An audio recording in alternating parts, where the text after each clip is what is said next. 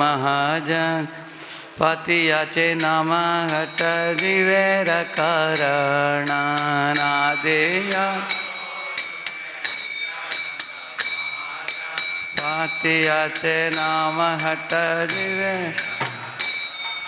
श्रद्धावान जन है श्रद्धावान जन है श्रद्धावान जन है श्रद्धावान जन है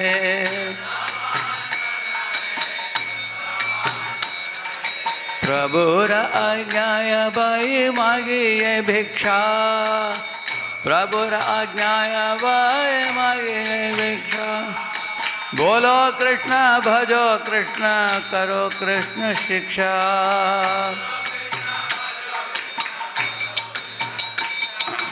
नादिया गोद्रुमे नित्यानंद महाजन पतियाचे नाम हट दिवेर कारण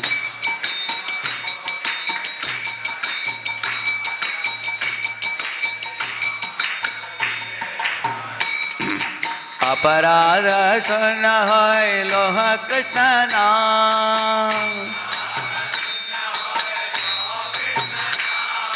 कृष्ण माता कृष्ण पिता कृष्ण धन प्राण नादिया गोद्रुमे नित्यानंद महाजन पतियाचे नाम हट दिवेर कारण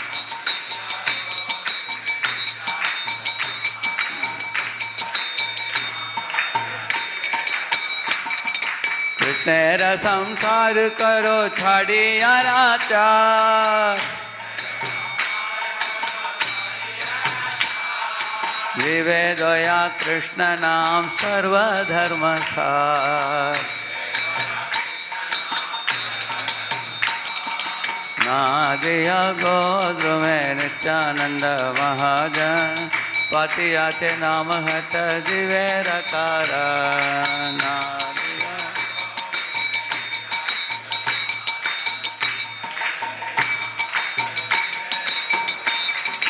हरे कृष्णा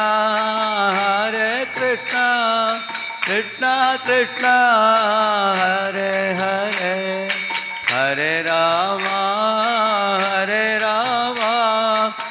राम राम हरे हरे हरे कृष्णा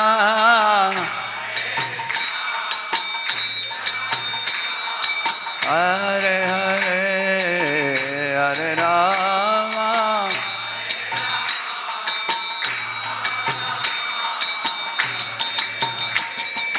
हरे कृष्ण कृष्ण कृष्ण हरे हरे हरे राम राम राम हरे हरे कृष्ण हरे हरे हरे राम राम जय गौरांग निताय गौरांग निताय गौरांग निताय श्री गौरांग निताय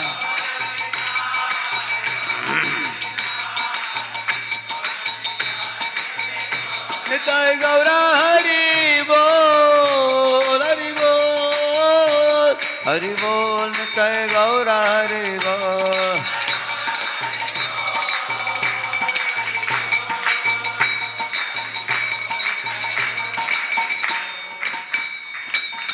हरि पावन हरिनाम संकीर्तन की अनंत कोटि वैष्णव वृंद की श्रील प्रभुपाद की समावेत गौर भक्त वृंद की निताय गौर प्रेमानंद हरि हरि बोल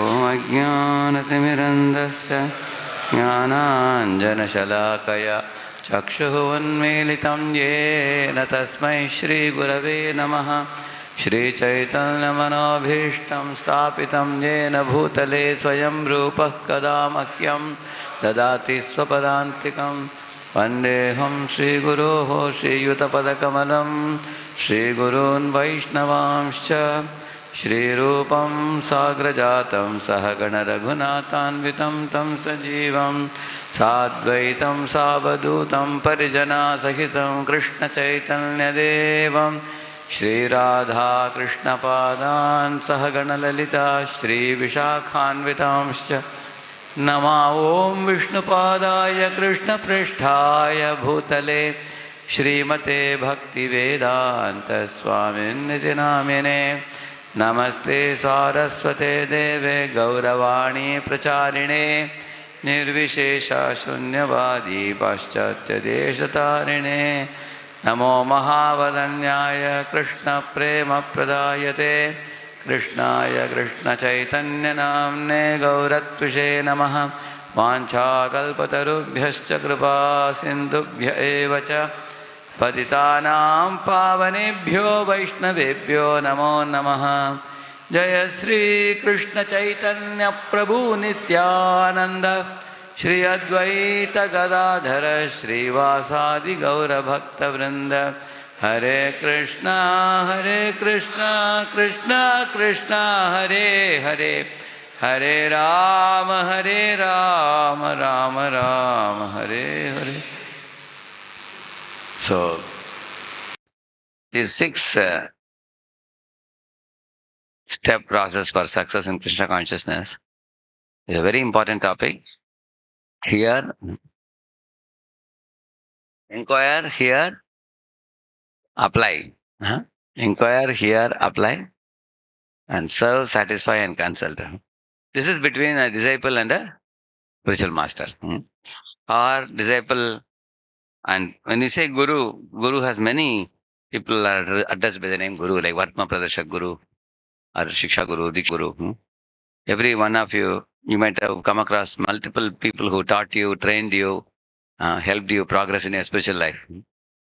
So, anybody above our age from whom we learn. For example, there is one verse which says, Devad Vijay Guru Prajnam Pujanam Shaucham Arjavam. That verse is said. And then, Brahmacharya Mahimsacha Shariram Tapauchyate. Correct, no? So, Deva means the Supreme Lord. Dvija means the learned persons. And Guru means the spiritual master. Prajna means those who are wise and who instruct us, who guide us. Pujanam, they all are worshipable. So, you all know the principle of Guhyamakyati Prachati. Asking questions and learning from them.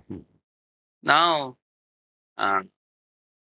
in the Bhagavad Gita 4.34, Lord Krishna says that when you want to learn the absolute truth, you definitely have to approach a spiritual master. You cannot learn it on your own.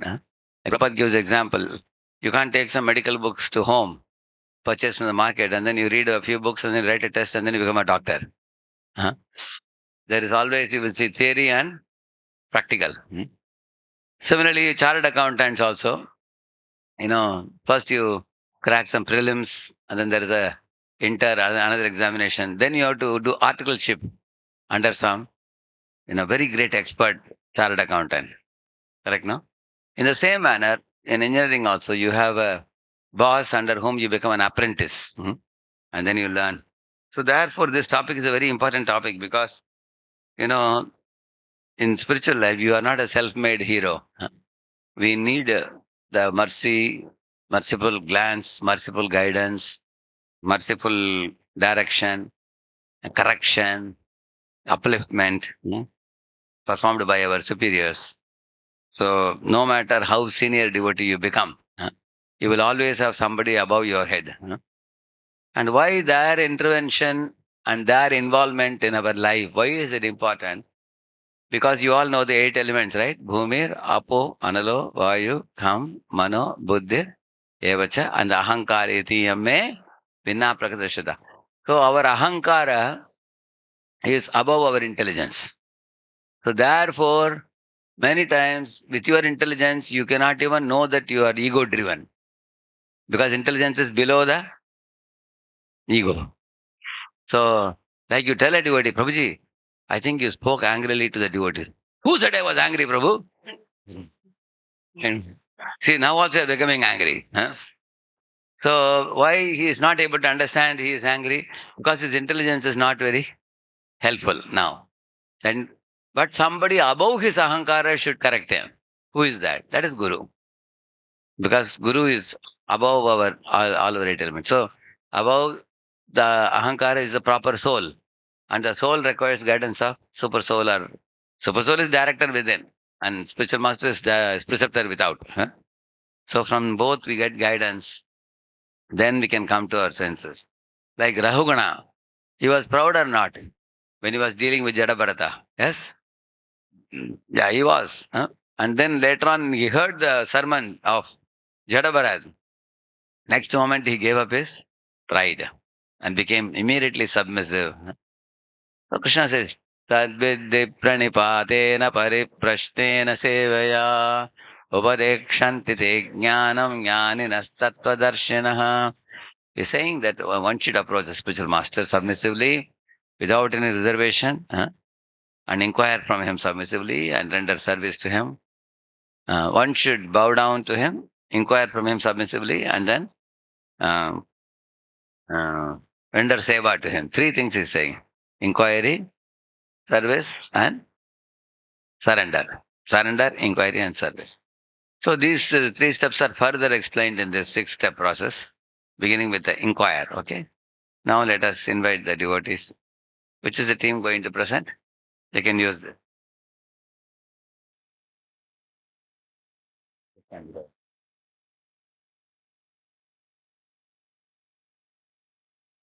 Where are the devotees? Do you have chair for them?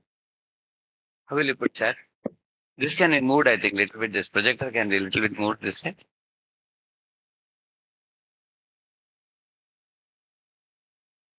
We can have chair for them from beginning from here. That projector can be moved this side of this little bit. Yeah.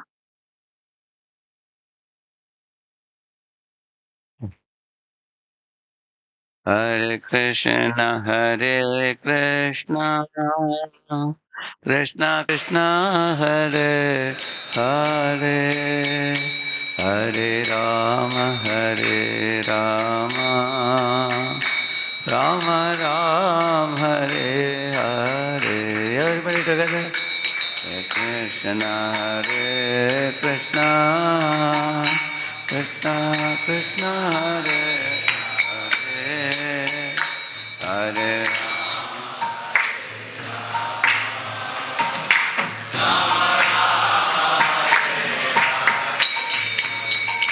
Hare Krishna, Hare Krishna, Krishna Krishna, Hare Hare, Hare Rama, Hare Rama, Rama Rama, Hare Hare.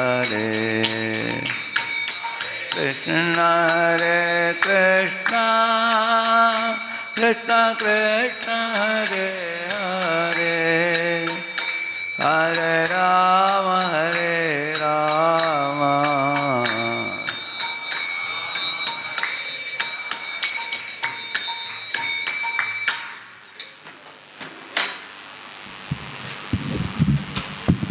You have another mic for them? You have?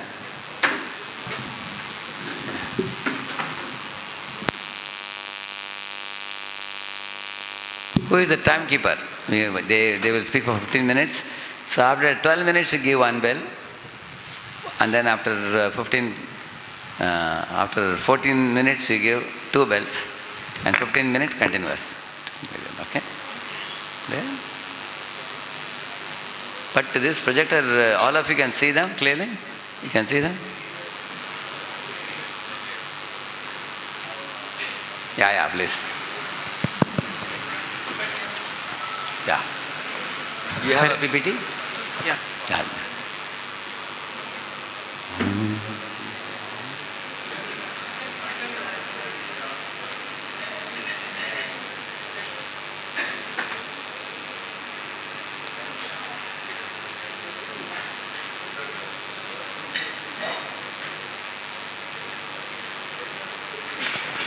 Hare Krishna.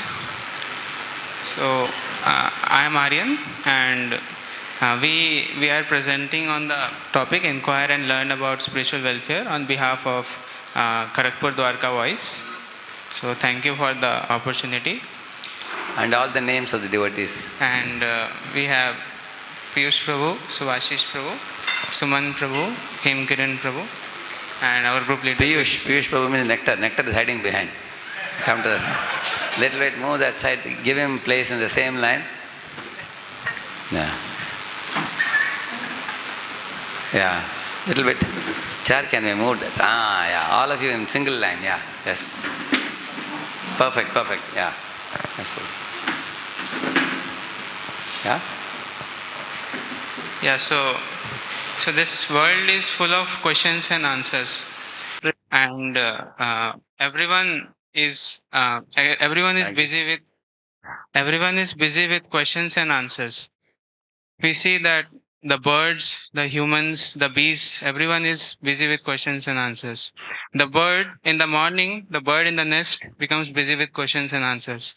And when the bird returns to the nest again in the evening, it again becomes busy with questions and answers.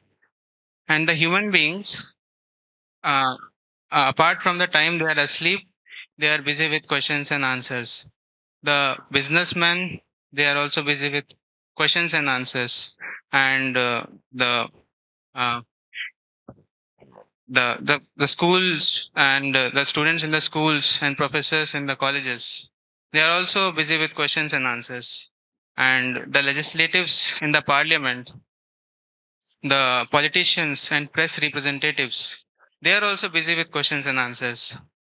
But although the whole life they are busy with questions and answers, uh, they are not satisfied with with the answers they get with the questions and answers. So in the Srimad Bhagavatam, it is mentioned when the sages of Naimisharanya, headed by Shaunak Rishi, inquired Sutta Goswami.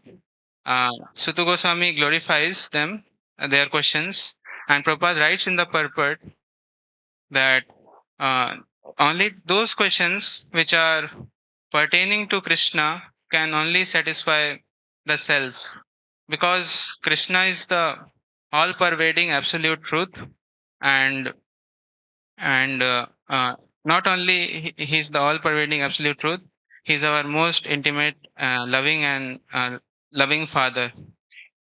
So and in order to inquire about Krishna, in order to understand about Krishna, we must approach a spiritual master who is well versed with the science of Krishna.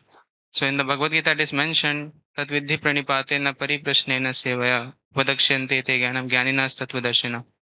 So so in this presentation we'll go through many questions and answers posed by great personalities, and our great acharyas have given glorious answers to those questions, and only by understanding these we can be really be satisfied. So I will hand over to Yushpur. Thank you, Aaron Prabhu. So we'll begin with the first glorious question and glorious answer. Hold on for a moment. So as Aaron Prabhu said that Bhagavatam begins, actually not begins, means Naimisharanya sages ask questions to Sutta Goswami. There is one famous rishi called Rishi Shaunak. So in the first chapter we see there are many questions asked by Rishi Shaunak, but there is one very famous question that Rishi Shaunak asks, and answering to that question, Sutta Goswami gives a very important verse of Bhagavatam. So it comes in chapter 7. So I would like to ask all of the devotees, can you guess that particular verse or that particular question that Rishi Shaunak asked, and answering to that question, Sutta Goswami gives very important answer in chapter 7. Okay. So in the beginning of chapter 7, actually Rishi Shaunak asks that when Vyasadeva hears all the all the things from Narad Muni, then Rishi Shaunak asks that when Narad Muni leaves, what did Vyasadeva does? This is the first question which he is asking in the chapter 7. And answering to that question, Vyasadeva, Sutta Goswami is telling that Vyasadeva meditates sitting in Badrika Ashrama, and then he compiles all the Vedas, Puranas, and then he revises it and gives it to his son. So the question that is being asked by uh, Rishi Shaunak to Sudha Goswami is that Sukadev Goswami is already a self-realized person. He is busy. He is a liberated person, and he is in practice of self-realization. Why is he spending his time in hearing such a vast literature? So there comes a very important answer from, very glorious answer from Sutta Goswami. So I think this answer you all can guess. So I'd like to ask from you all. Anybody would like to make a try about this answer? They want to know what is the question. Yeah. Again. Can you please? So the question that is being asked by Sutta Goswami, sorry, Rishi Shaunak to Sutta Goswami, that why Sukadev Goswami is busy hearing such a vast literature of Bhagavatam from his father Vyasadeva, although he is a self-realized person, although he is a liberated person. So answering to this question, Sutta Goswami gives a very important answer of Atmaram verse. This Atmaram verse is totally about the glorification of Supreme Lord and his devotees. It's like this verse is being in the purport. Prabhupada is explaining that this verse is personally explained by Lord Chaitanya Mahaprabhu in conversation with Sanatana Goswami. And this verse comes as one chapter in the book Teachings of Lord Chaitanya.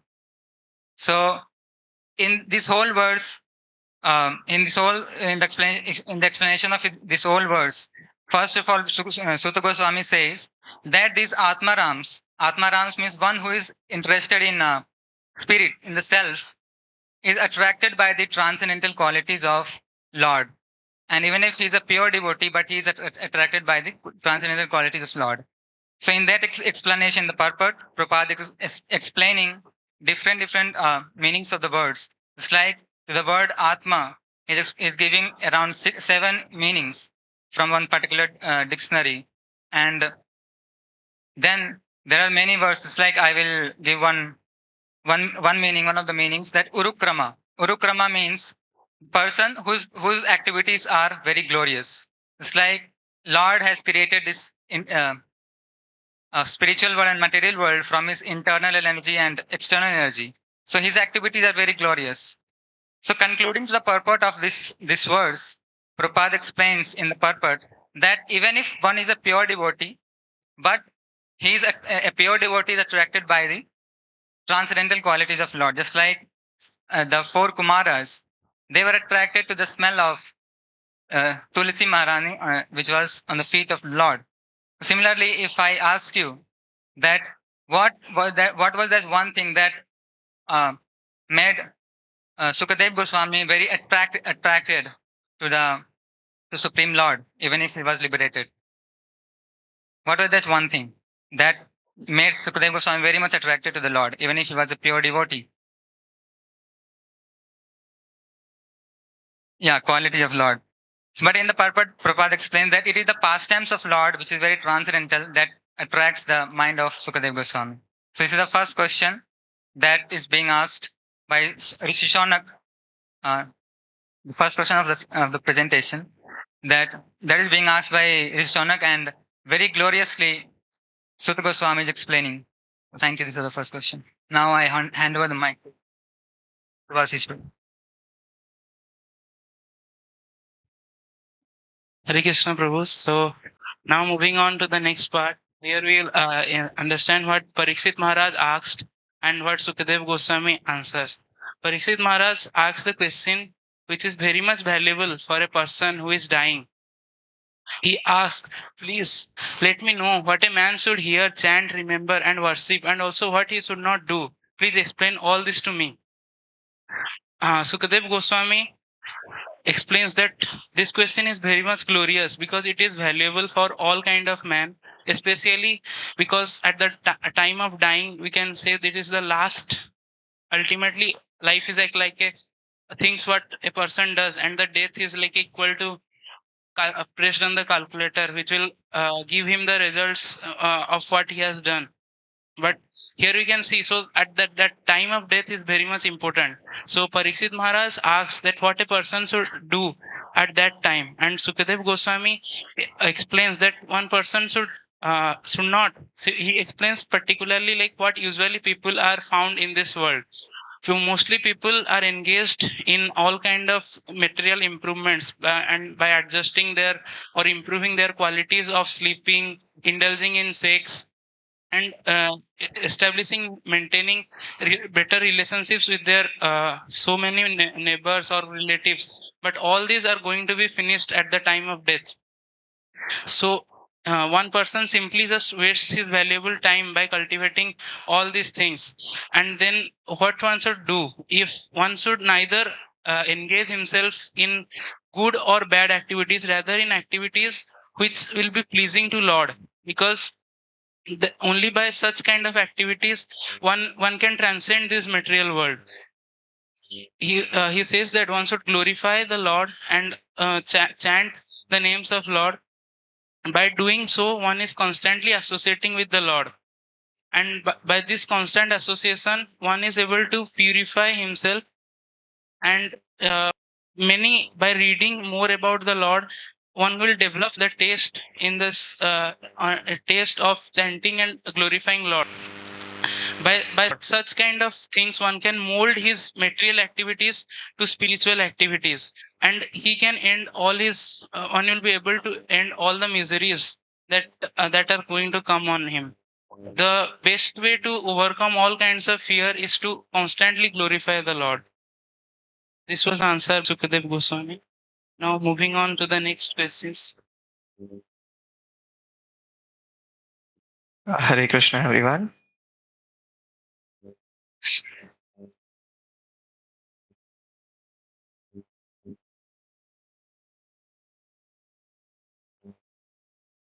So here Arjuna makes inquiries to Krishna throughout the Gita, and Krishna keeps giving answers back and forth. So one such important question that Arjuna asks is, by what one is impelled to do sinful acts? So for that, Krishna says the mind, intelligence are the sitting places. And apart from that, Krishna also says in 1621, Trividam Narakashedam Dwaram Anashanam Atmanaha Kama Krodha Tata Lobas Tasmat Etat Tasmat Etat Trayam Tyajet. So Krishna is saying that Kama, Krodha and Lobam. So these three are main things. So if one has to give them up at any cost.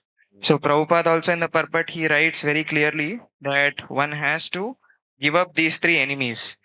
And if you ask how one has to give up these three enemies, um, there are three verses that I selected. One is from Bhagavatam, Canto 3, 25, 20, chapter 25 and 20. It is not there. That was, attachment cannot be killed, it can only be transferred. Just like we have the law of energy, it cannot be taken out, it can only be transferred from one form to another. Similarly, we can engage LAG for the service of Krishna. And one more verse where we find a similar thing is Nashta Prayesha Vadreshu. Very classic verse that we use in ISKCON. So we have to regularly attend Bhagavatam classes. By doing this, we can, up to some extent, we can give. So in the translation, Prabhupada is writing, by regular attendance in classes on the Bhagavatam and by rendering of service to the pure devotee, all that is troublesome to the heart is almost completely destroyed. So this is one thing. And another is Canto 5, Chapter 5, Text 2. One can attain the path of liberation by serving the liberated souls and the acharyas and all the mahatmas. So when we serve devotees, all these things are taken care. So to conclude, so in order to not lag in life, we must give up lag. So what are lag? Lust, anger, and greed. And how do we do that? First thing is regular attendance in Bhagavatam, no proxies, and we have to transfer the energy, transfer our lust, anger, and greed. best examples could be Hanuman. He controlled his anger. If he wanted, he could have done anything at that time when the fire was set in his tail. So then he transformed that anger to set Lanka on fire. And the last thing was to serve Guru and Krishna. So when the Jiva serves Guru and Krishna, keeping these things in heart, automatically Prabhupada is pleased, and by this we can all go back home, back to Godhead. Hare Krishna. Haribol.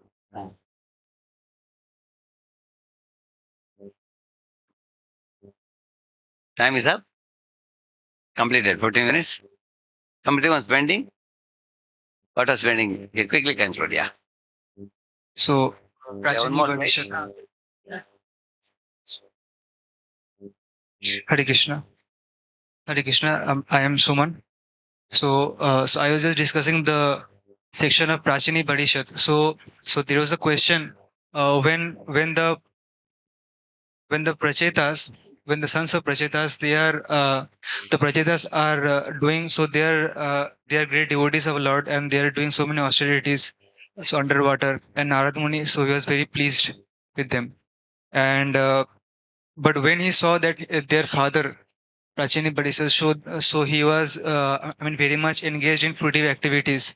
So being compassionate on him, he came to him and said that this fruitive activities is not the ultimate goal of life. So, and to explain that, he gave the example of King Puranjan and how King Puranjan is compared to us, the living entities, and how like with the desire, so that is compared to the wife.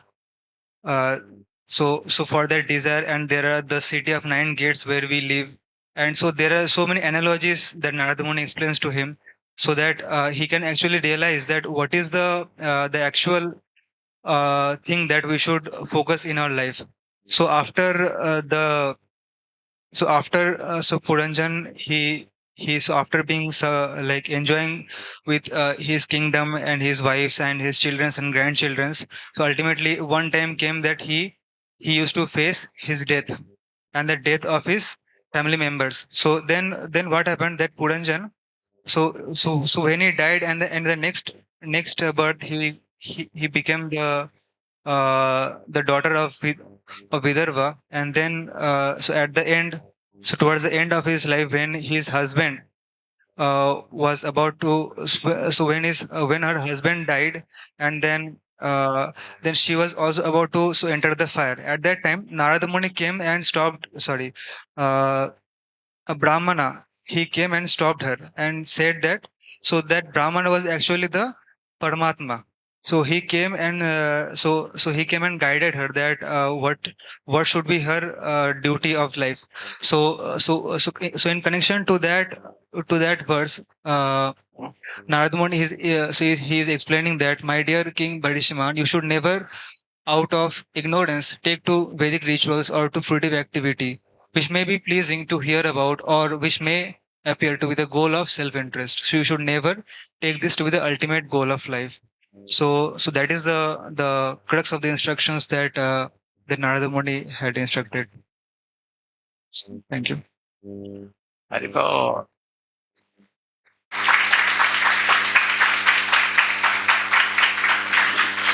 So,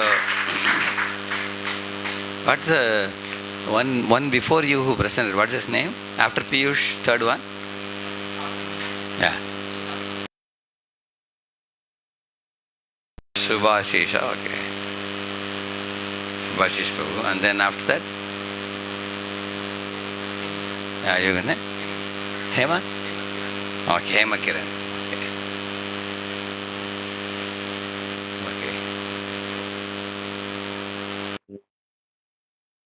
Okay. And then lastly, next to Hema Kiran, who presented?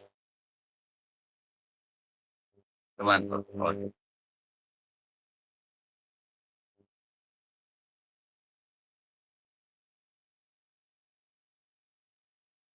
That was Shloka by Puranjana, correct? What's his name? Or Prachina Parishad. You tell Narada Muni.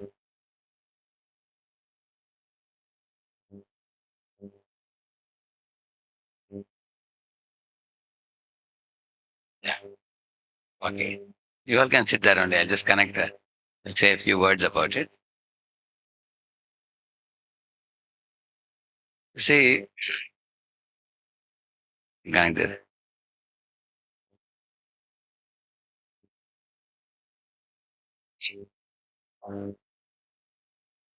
This is the.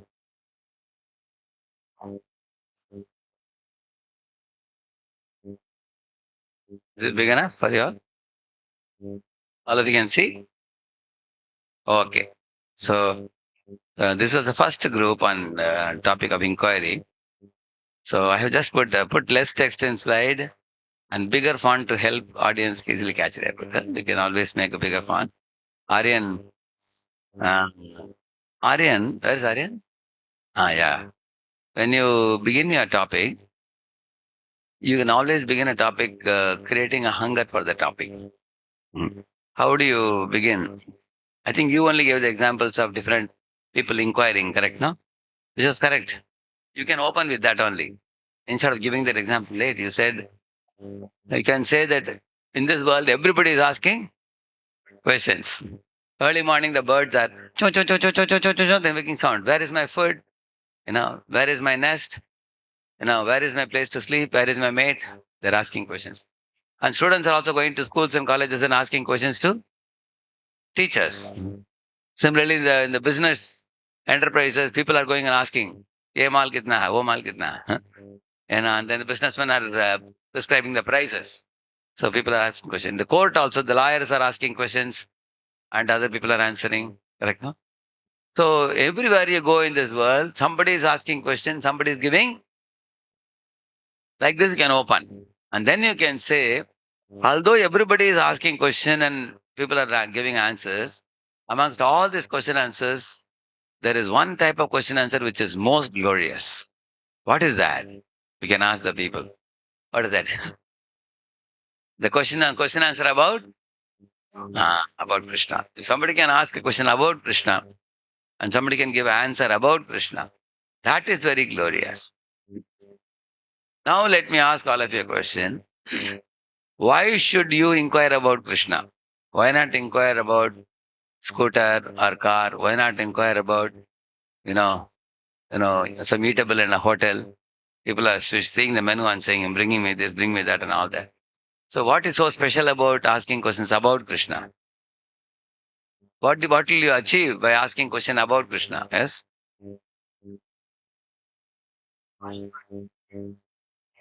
By inquiring about Krishna, you can go back to Godhead. Haribol. That's the answer. Because all the other inquiries will keep you in this world. But inquiry about Krishna will liberate the spirit from matter, like liberating a parrot from a cage. And it will send you back home, back to Godhead. That is the main point. Therefore, inquiries about the Lord are very special. Something like that we can begin. So, when we give lectures, we can give pictorial examples, very easy to grasp examples. For example, if I say, if you make inquiries about Krishna, the soul which is bound by the three gunas can become transcendental. When you say like that, this is a little difficult to comprehend. Correct? Now people don't know what is this transcendental. They only know dentist. Huh? They don't know what is transcendental. Huh? So instead of that, if you say, if you know about Krishna, then you can, go back home, back to Godhead. Or you can liberate the spirit from matter, like liberating a parrot from a cage. Because everybody can picturize it in their mind. Immediately they can grasp it. Oh, that means I can become free. Huh? You can go back to Godhead. That's wonderful. Then I would like to inquire more about Krishna. Then inquire. So like that you can begin your talk.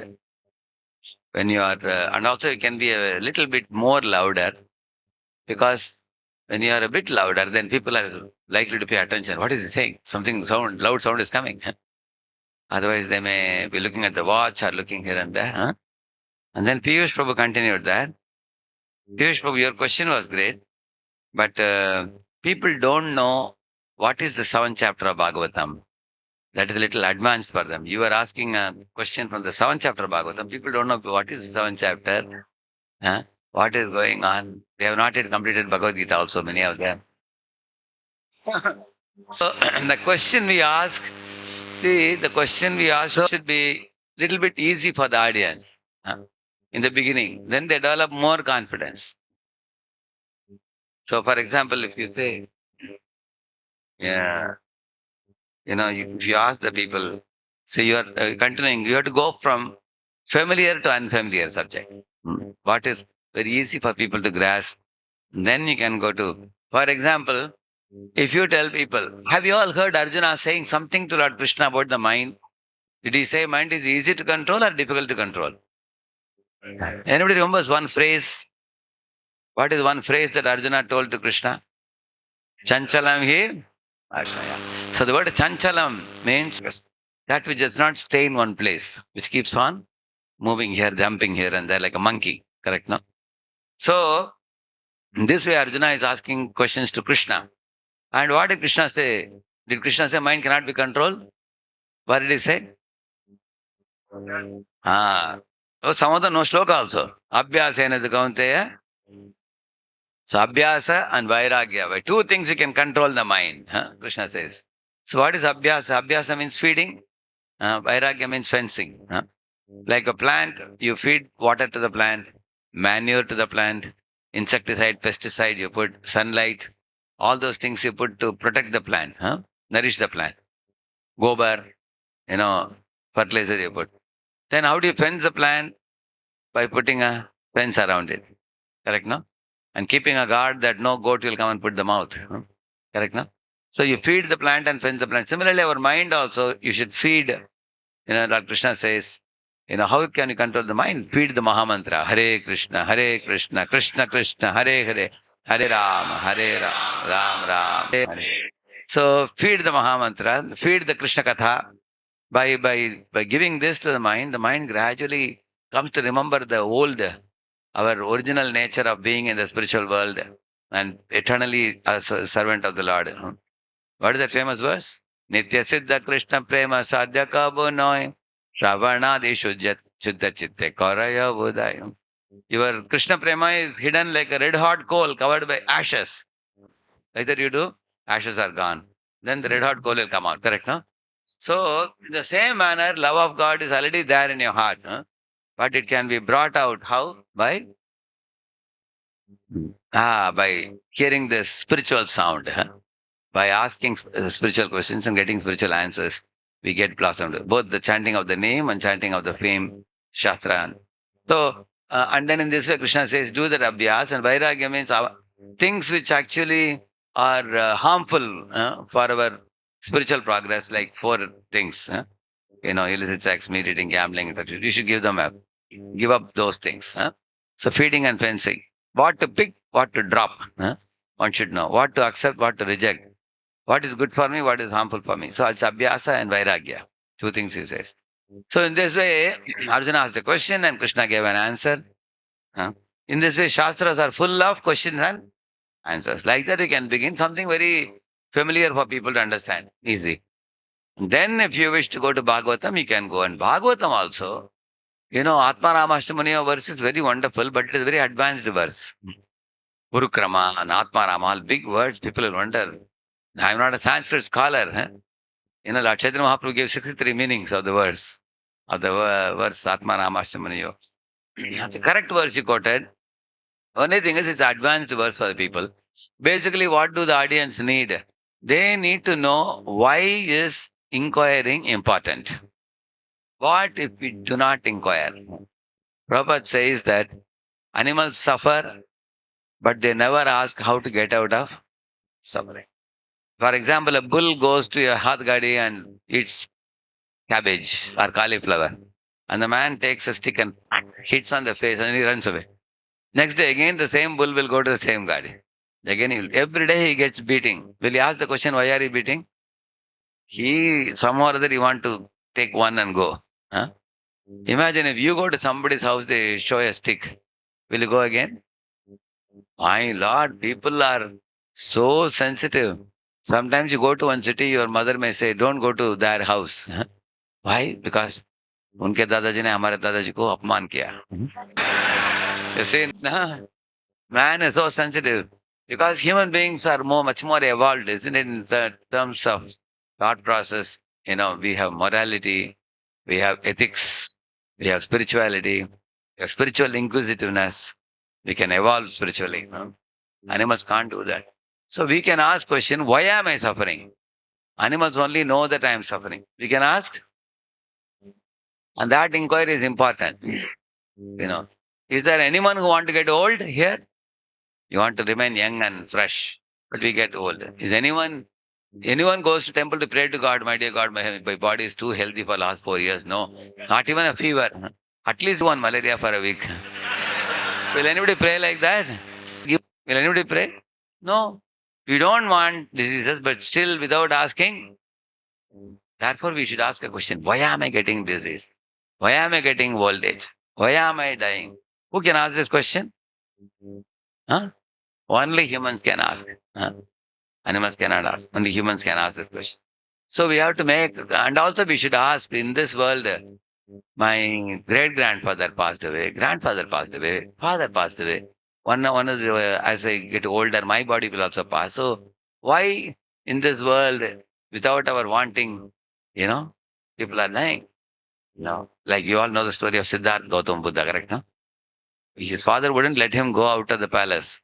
But one day when he went with his minister with father's permission, he saw an old man coming. He asked the minister, why this man is leaning with a stick?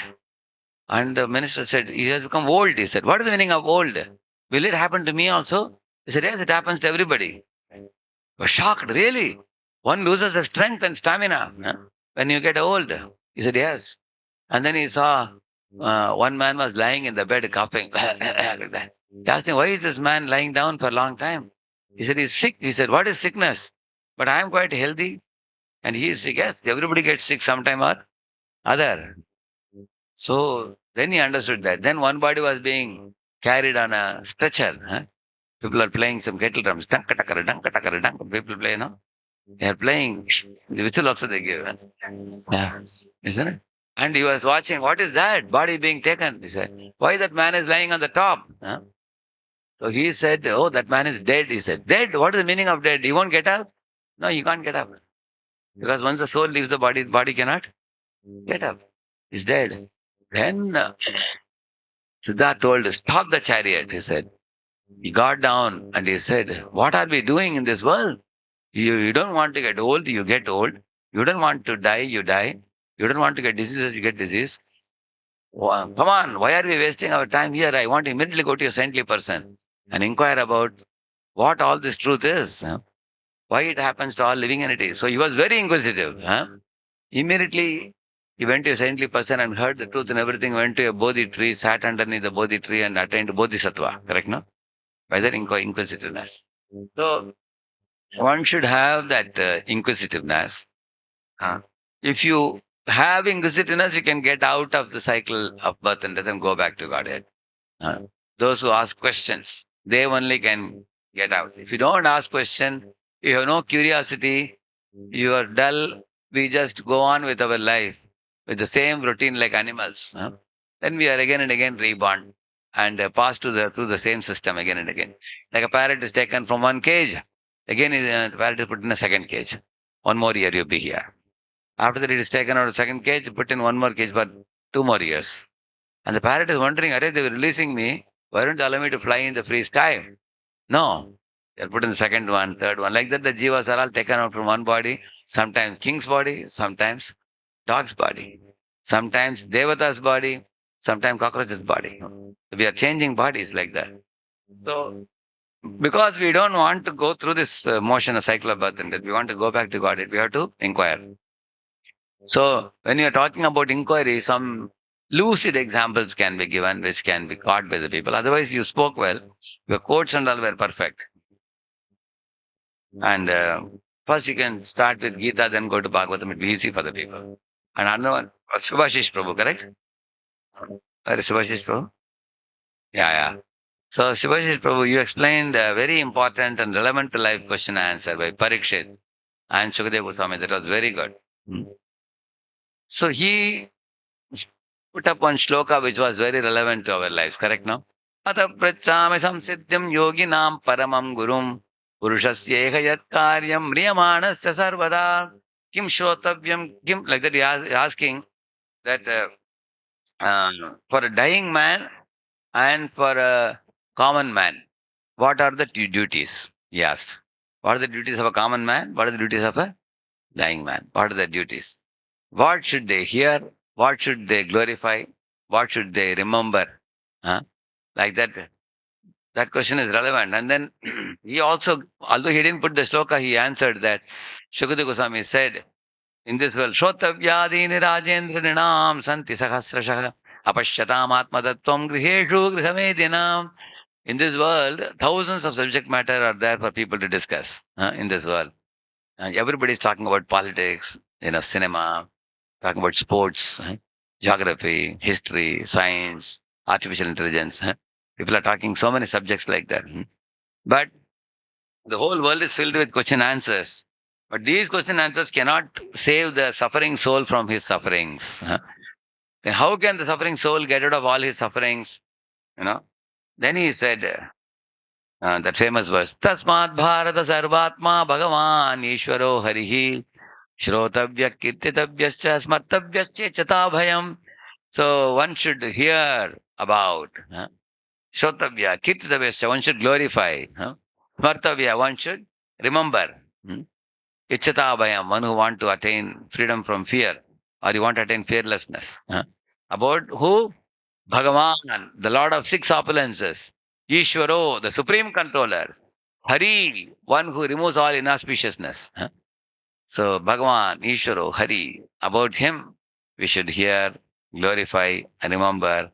If you really want to get out of, this thing, all the sufferings in this world. So that was a very, very beautiful question answer that was captured by him. And you can use simple words instead of saying transcend this material world. Instead of that, you can say one can go back to Godhead, that people can understand very easily. It is a perfect message. Glorify the Lord and become free from all miseries. That's a very nice punchline also. By remembering and glorifying the Lord, you become free from all miseries. Then our Hemakiran Prabhu spoke. He took the question of Arjuna about lust, and it's very relevant to youths, that topic that he took. You took, right now? Yeah. And also a very nice scriptural quotes he said about that. And then the Arjuna's question, Atakyana Prayuktoyam Papam Chariti Purusha, and then and Krishna's relevant answer about the lust. Very good it was. And Suman, very nice episode and relevant shloka of Prachina Parishad, relevant to our topic. Only thing is, Suman will have to little bit explain it more.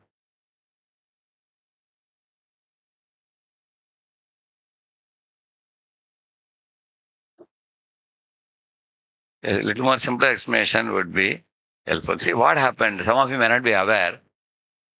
When Prachana Parishad heard from Narada, he understood that the ultimate dharma is Bhagavad Dharma. Anybody knows the difference between the dharma explained in Puranas versus dharma explained in Bhagavatam? What is the difference? What do the Puranas do? By reading Puranas, what do you get? By reading Bhagavatam, what do you get? Yes?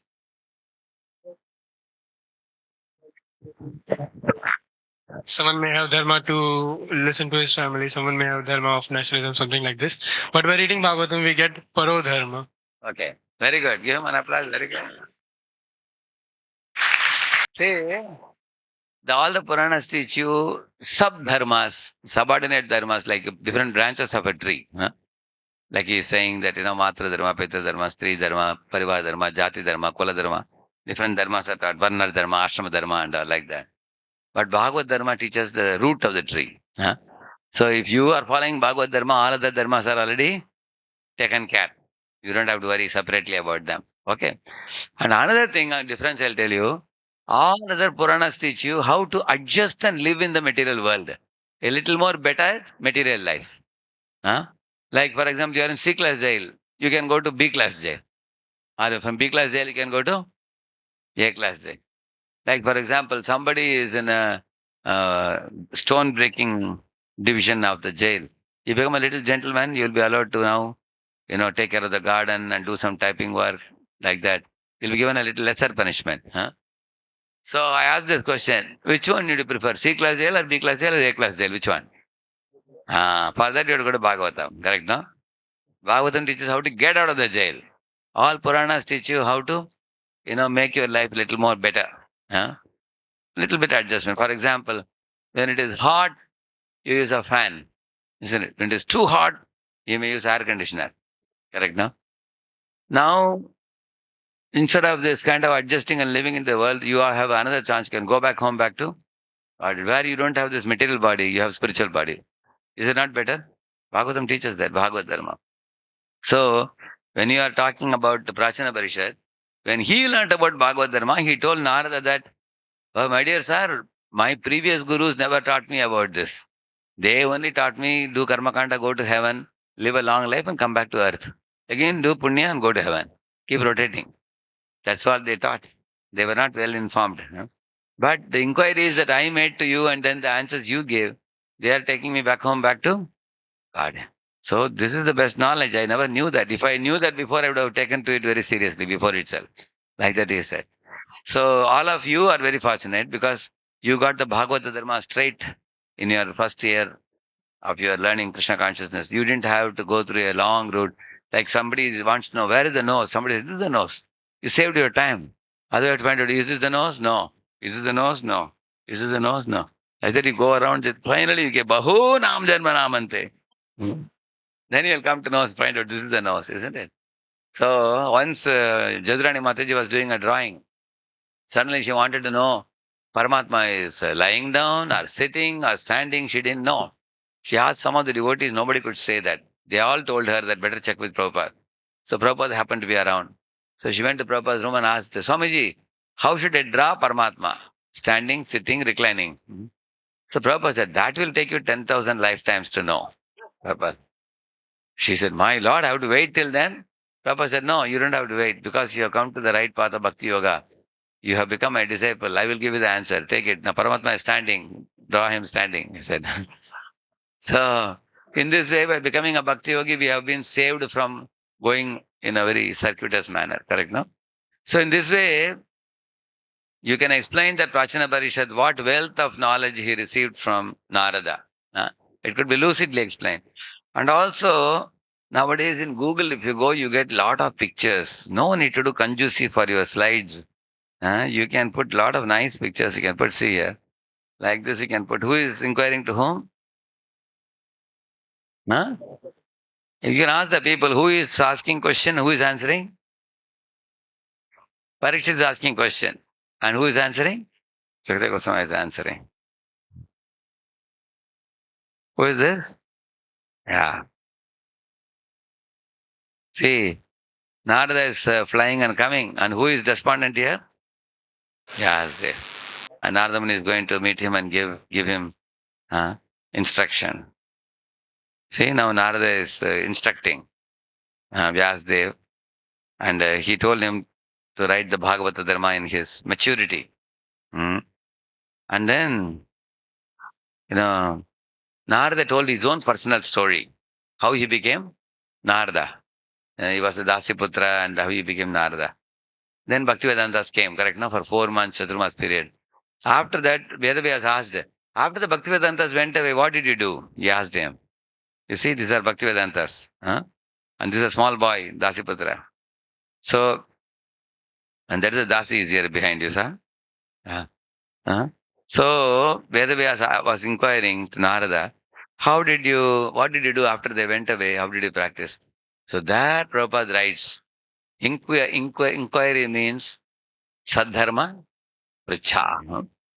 One should be eager to ask questions to Guru. How did he become so advanced? How did he become so convinced? How did he become so serious about spiritual life? So he is asking Narada, please tell me, my dear master, how did you become so enthusiastic in your spiritual life? So Prabhupada says, even common people ask a millionaire, how did he become a millionaire? Correct, no? They write a book also, no? Correct, no? Yeah. Or sometimes All India rank 1, IIT JEE. All the other 10th, 11th, 12th standard students, for them, he is like a hero. Correct, no? He will tell them, what are my study methods? How did I study? I will share. And nowadays, these guys have their own YouTube channel also nowadays. Correct, no? They have the channel and millions of people watching how they got the AR1. Correct, no? That means in educational field, people ask toppers how they cracked it. In the sports field, people ask Sachin also, how do you put sixer so nicely? Huh? Isn't it?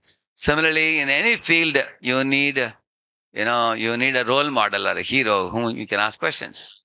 So in spiritual life, who is the role model in spiritual life?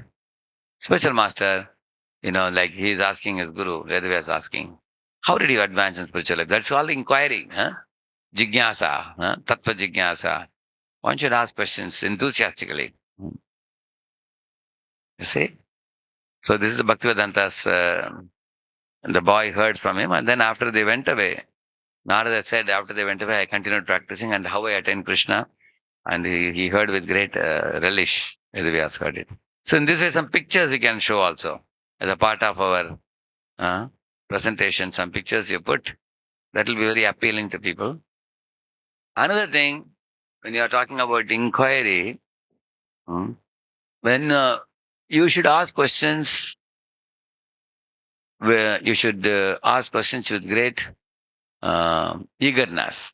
Can you tell, any of you can tell one question from Parikshit Maharaj asked to Shukadeva Goswami? Very intelligently, he asked a question. Any of you can say in your, there is one hand up there. Give the mic to him. Hare Krishna Prabhu, Dandat Pranam. Parikshit Maharaj is asking that people are performing sinful activities and again they are performing rituals to get rid from activities. Correct. And again they are performing their sinful Correct. activities. So what is the use for that? What Correct. there is useless? Can't they completely get out of sinful activities? Can't they get out from? Very good. Haribo. Good question.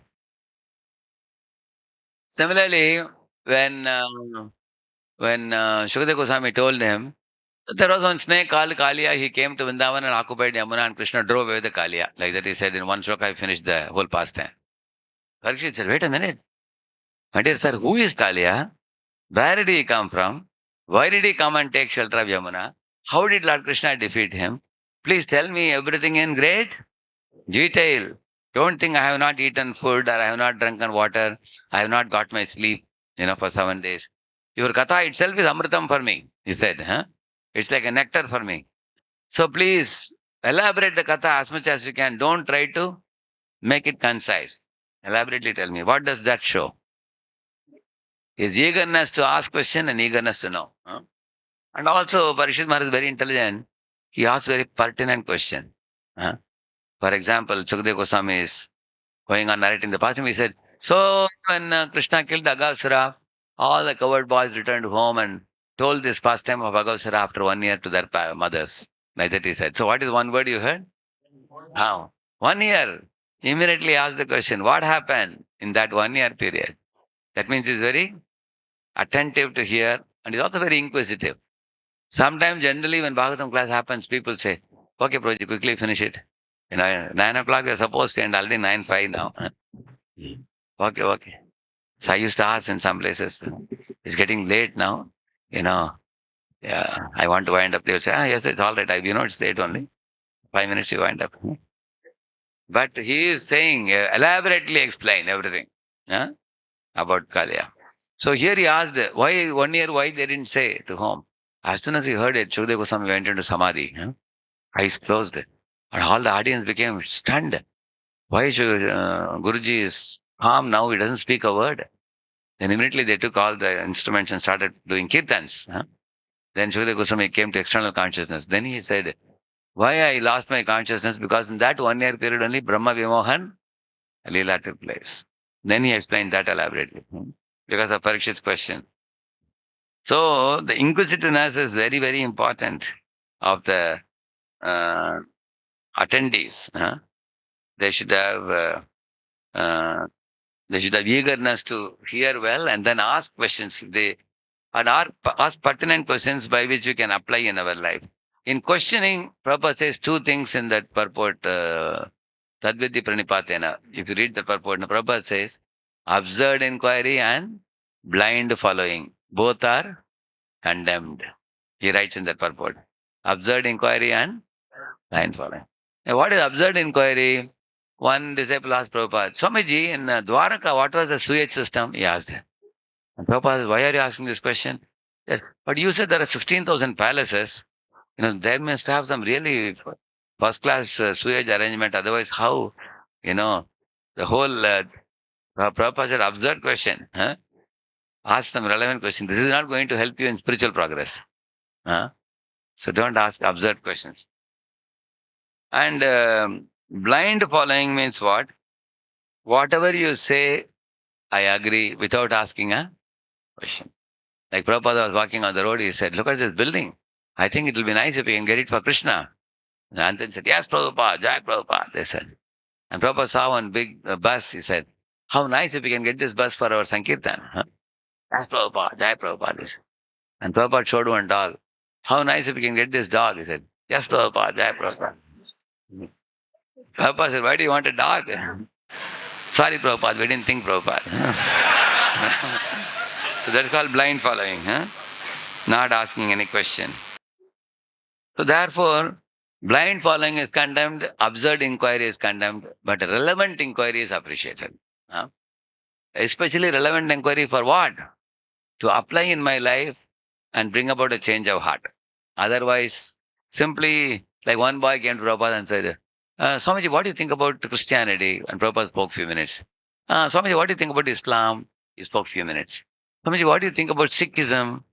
He spoke a little bit. And what do you think about Jainism? Prabhupada said, wait a minute, which one are you following?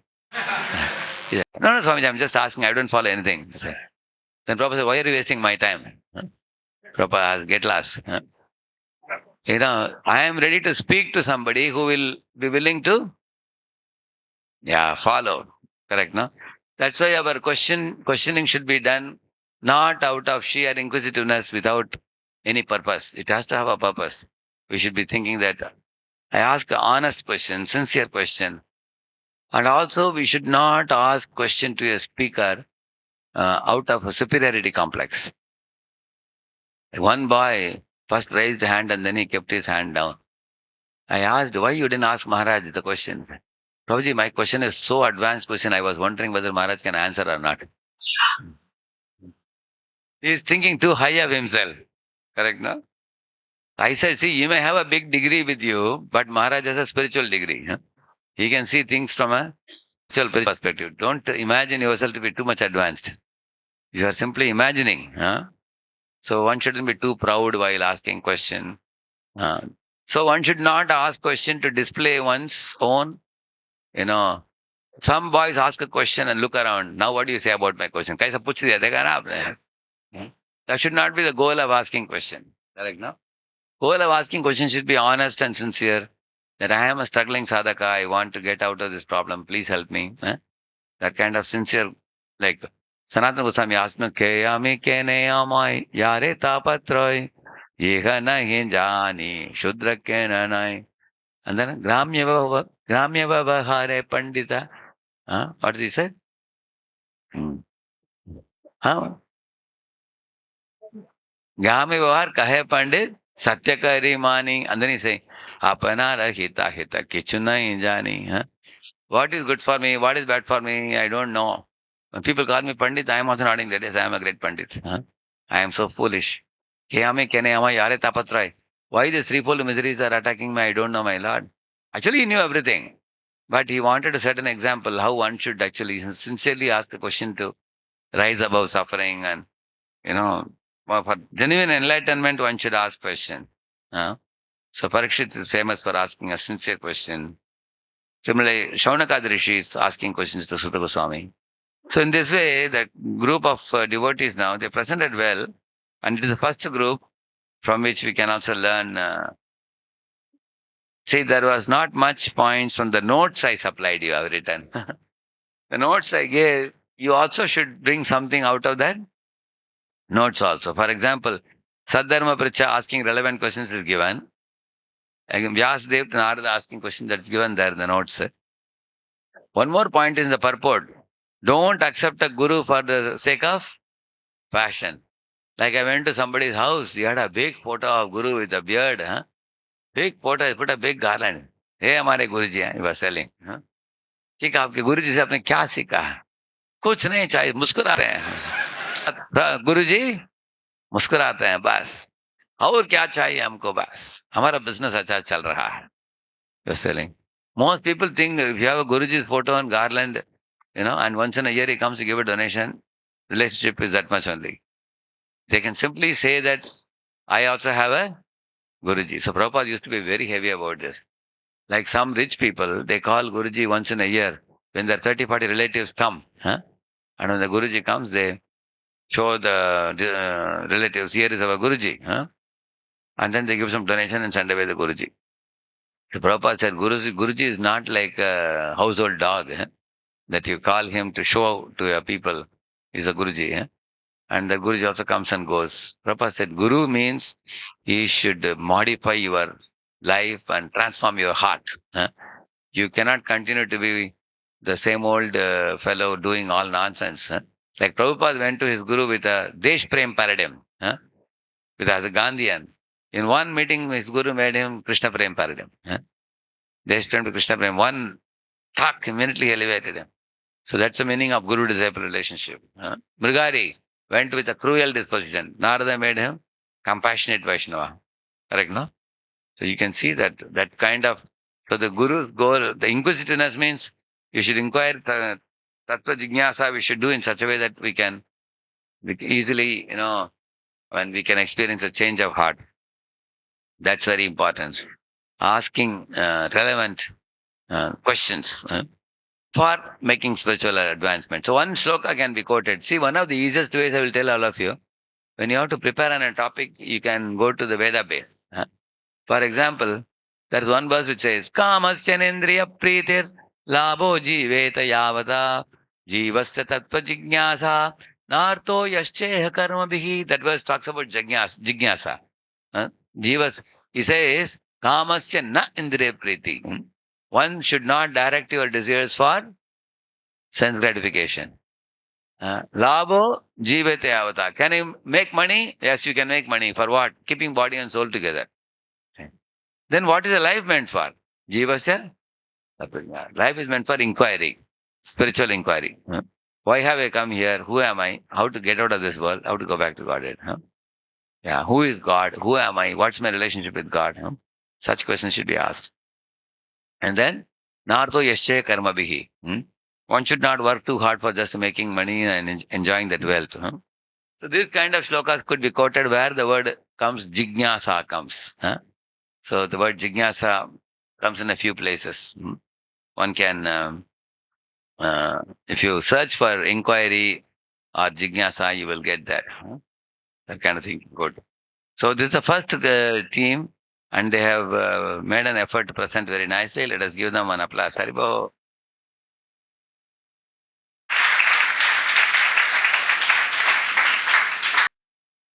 Next team is ready?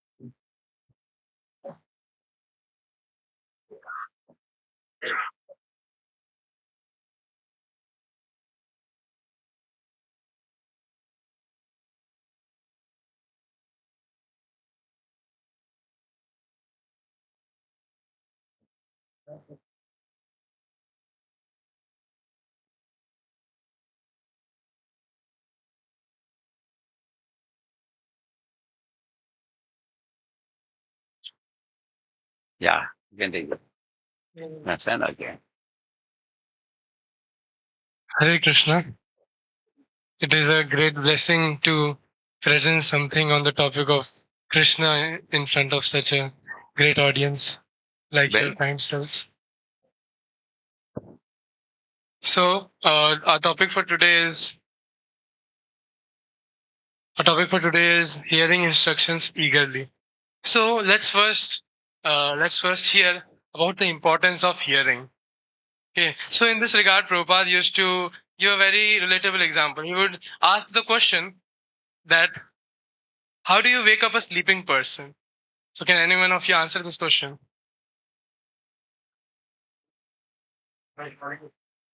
Yes. By hearing, a sleeping person is able to wake up. Similarly, a sleeping soul is able to get awakened when he hears. Right? So, just now Radheshyam bro also discussed Nitya Siddha Krishna Prema Sadhya Kabunay Shravan Adi Shuddha Chitta Kare Uday. The Krishna consciousness lying dormant within ourselves. It is awakened when we hear. One more, we all know that the first process of devotional service, the first process of practicing devotional service is Shravanam. Shravanam Kirtanam Vishnu. By hearing, we start all the process of devotional service. Right? In this regard, Chanakya Pandit also shares a very nice insight. He says, Shrutva dharmam vijanati, Shrutva tyajatva durmatim, Shrutva jnanam apnoti, Shrutva moksham vyapnuyat. He says that by hearing, one is able to understand what is dharma, what is adharma. By hearing, one is able to understand, one is able to remove his bad tendencies, bad propensities. By hearing, one is able to gain intelligence, and by hearing, one is able to attain liberation. But devotees are not looking for liberation. Devotees are much more ambitious than that. Devotees are looking for how to go back home, back to Godhead. So, I will call Siddhant Pro to share a story regarding this. Hare Krishna. So, regarding what Suraj Pro said, I would like to share one story. Once upon a time, there was a Brahmana who was very much upset because he did not have a successor. And being morose, he was going to commit the unthinkable.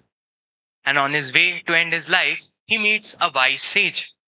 And the sage asks, "Oh dear Brahmana, why are you so sad?" And the Brahmana shares his problem. Being uh, merciful, the sage gives Brahmana a mystical apple and says that, "Please give this to your wife and she will beget a child." Happily, the Brahmana goes to his wife. But the Brahmana's wife, Dhundli, was a woman of less intelligence. She, after knowing that after eating this apple, she will get a child, started having strange thoughts that if the child will be in my belly, how will I be able to eat much? And if I don't eat much, I might become weak. And what if there is fire in the town? Everyone else will run away, and poor miserable me will be left. So, having these thoughts, she plans that she will get a child of her sister, and the apple she feeds it to a cow. After the 9 months, the cow gives birth to a human like child with ears similar to a cow, and at the same time, she gets the child of her sister. This child with cow's ears is named Gokarn, whereas the other child is named Dhundakari. Now, these two children, they have exactly opposite characteristics, where Gokarn was very pious, very good character, saintly character child. On the other hand, Dhundakari was a mischievous child. He used to do all the bad activities and naughty activities. As both grew up, after learning uh, all the Shastras, Gokarn went on pilgrimage, while Dhundakari continued to do his mischievous activities. He would do all the sinful activities, get along with the prostitutes, he would do uh, thievery and all. And after some time, he brought the prostitutes to his home and sent his parents away to the forest. In order to feed the prostitutes, he used to commit crimes. And one day, he committed thievery in king's palace. Now the prostitutes knew that the men of the king will come to look for this Dhundakari. So they planned and killed him. And with all the money, they went away. After completing the pilgrimage, Gokern returned and was very sad to know about whatever happened to his family. And while he was sleeping, Dhundakari came as Dhundakari came as a ghost and begged him that, "Oh brother, I'm suffering so much in this body of a ghost. Please help me somehow."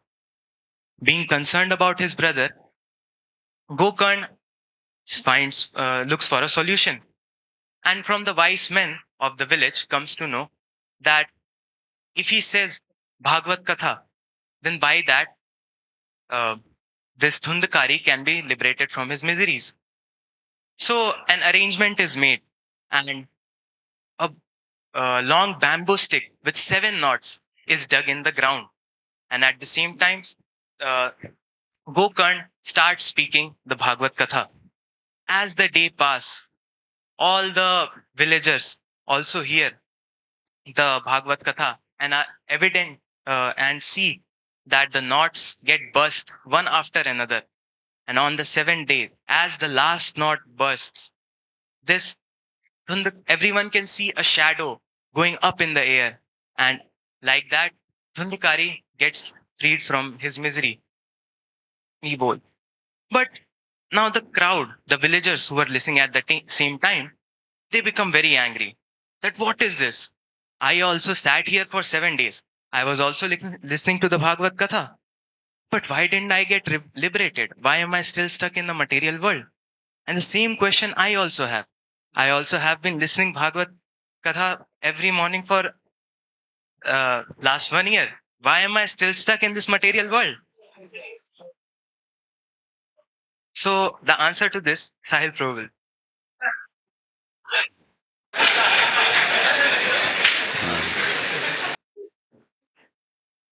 So yes, anyone from the audience would like to tell the answer? Any guesses? Yes.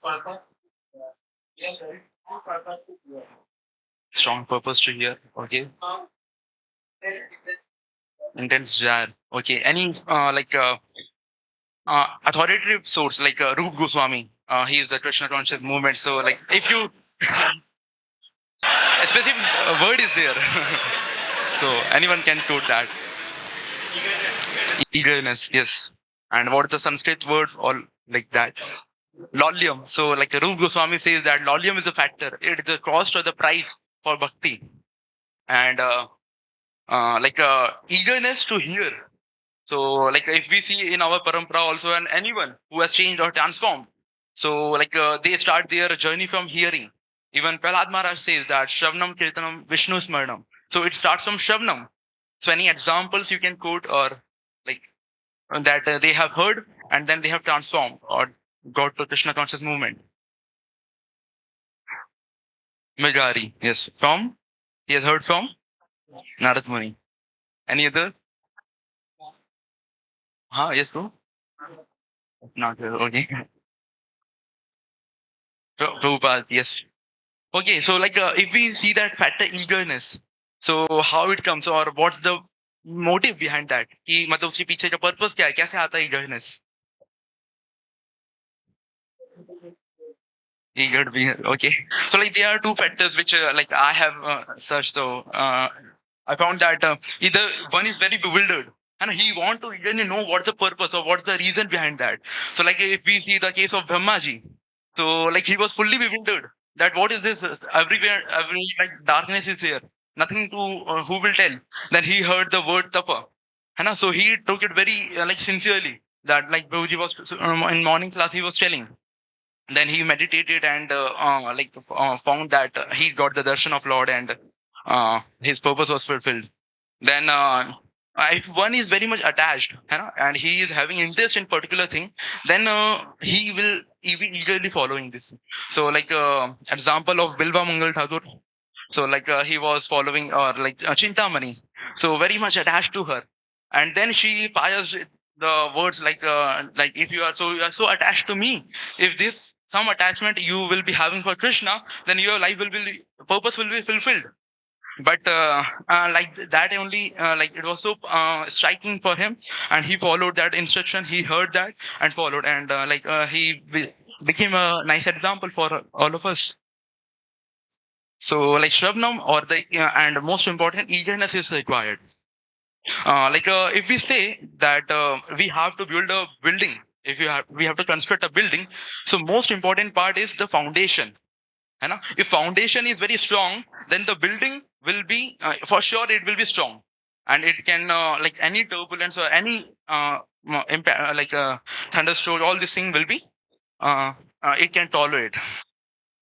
So but if it is not strong, then there will be various problems, or like we can come into bhakti life, but we will not go strong or large distance. So same is the case of with us. So then now Shabnam is a factor that hearing. So where we are lacking, we are hearing from Siddhant who said that we are hearing from last 1 year or many years, but we are not able to transform much. So that was the eagerness, and followed by that is we are slacking in our practices. Like when we are very selective in our listening processes. Like if we want some spices, the like professional speaker who adds some music or like spices in the Bhagavatam class, so we will like to hear that only. And the one who is actually following the mood of parampara, so we are not hearing to them, or like we are not very attentive in our listening.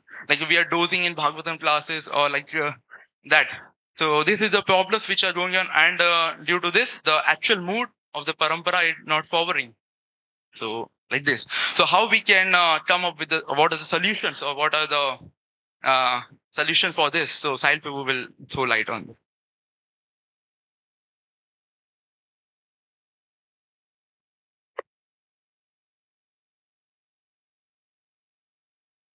So the first answer to this question, why we are unable to develop eagerness, is that sometimes we become so complacent that we forget the urgency of Krishna consciousness.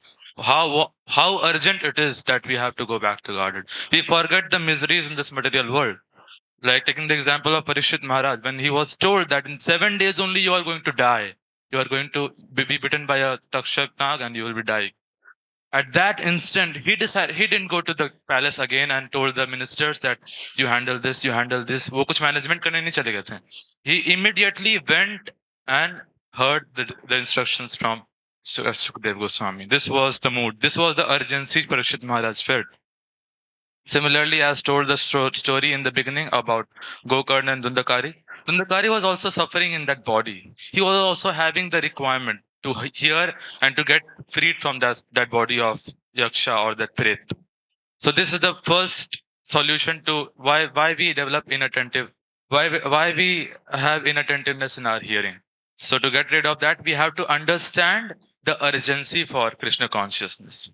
First is this, and the second solution would be humility and submissiveness. Sometimes what happened that, as Jatin Bhu told, we hear Bhagavatam class or something of very selected speakers. That is selective listening.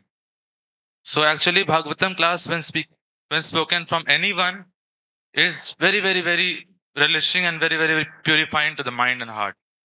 Like the example comes in Bhagavatam about the spiritual world, where all the birds, everyone is singing in the glories of Krishna. At that time, a small bumblebee who doesn't have very sweet voice, he starts humming. At that time, everyone keeps quiet, and they just listen to that bumblebee, how he's trying to glorify Krishna.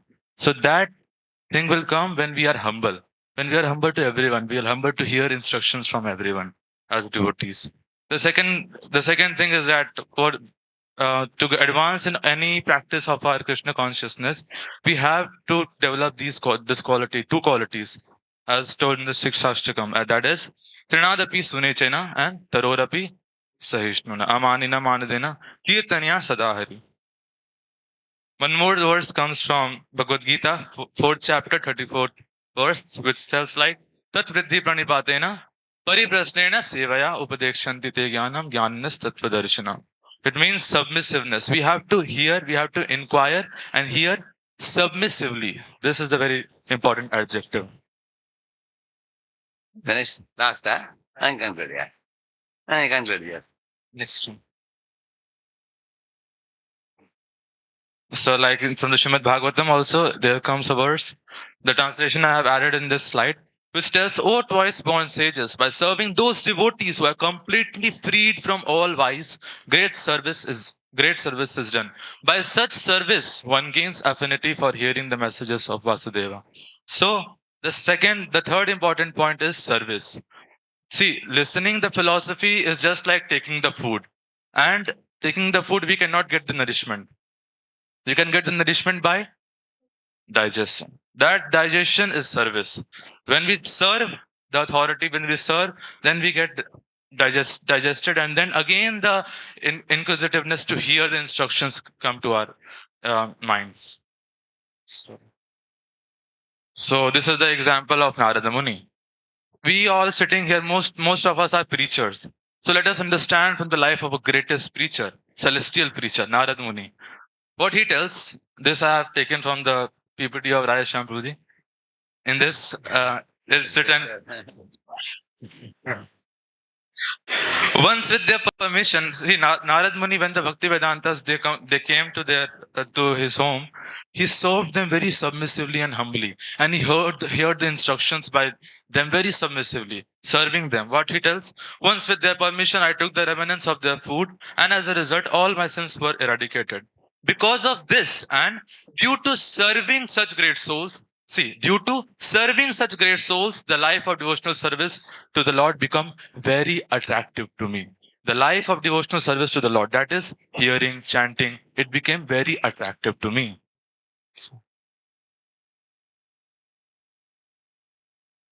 Again, Narada Muni continues, when this transcendental taste become very strong, my attention become fully fixed on hearing about the Supreme Personality of Godhead. See, this is the result which we all want from hearing, chanting, or all the devotional activities which we perform. What is the result? When becoming strong, my attention became fully fixed on hearing about the Supreme Personality of Godhead. As a result, the mode of passion and ignorance vanished from my heart. I realized myself to be different from the gross and subtle bodies. So I loved those pure devotees greatly, and with very gentle behavior, I strictly followed their instruction. So this was up from my side. So now Ankit Bro will be concluding it shortly. Acha, you one more or two more? Okay.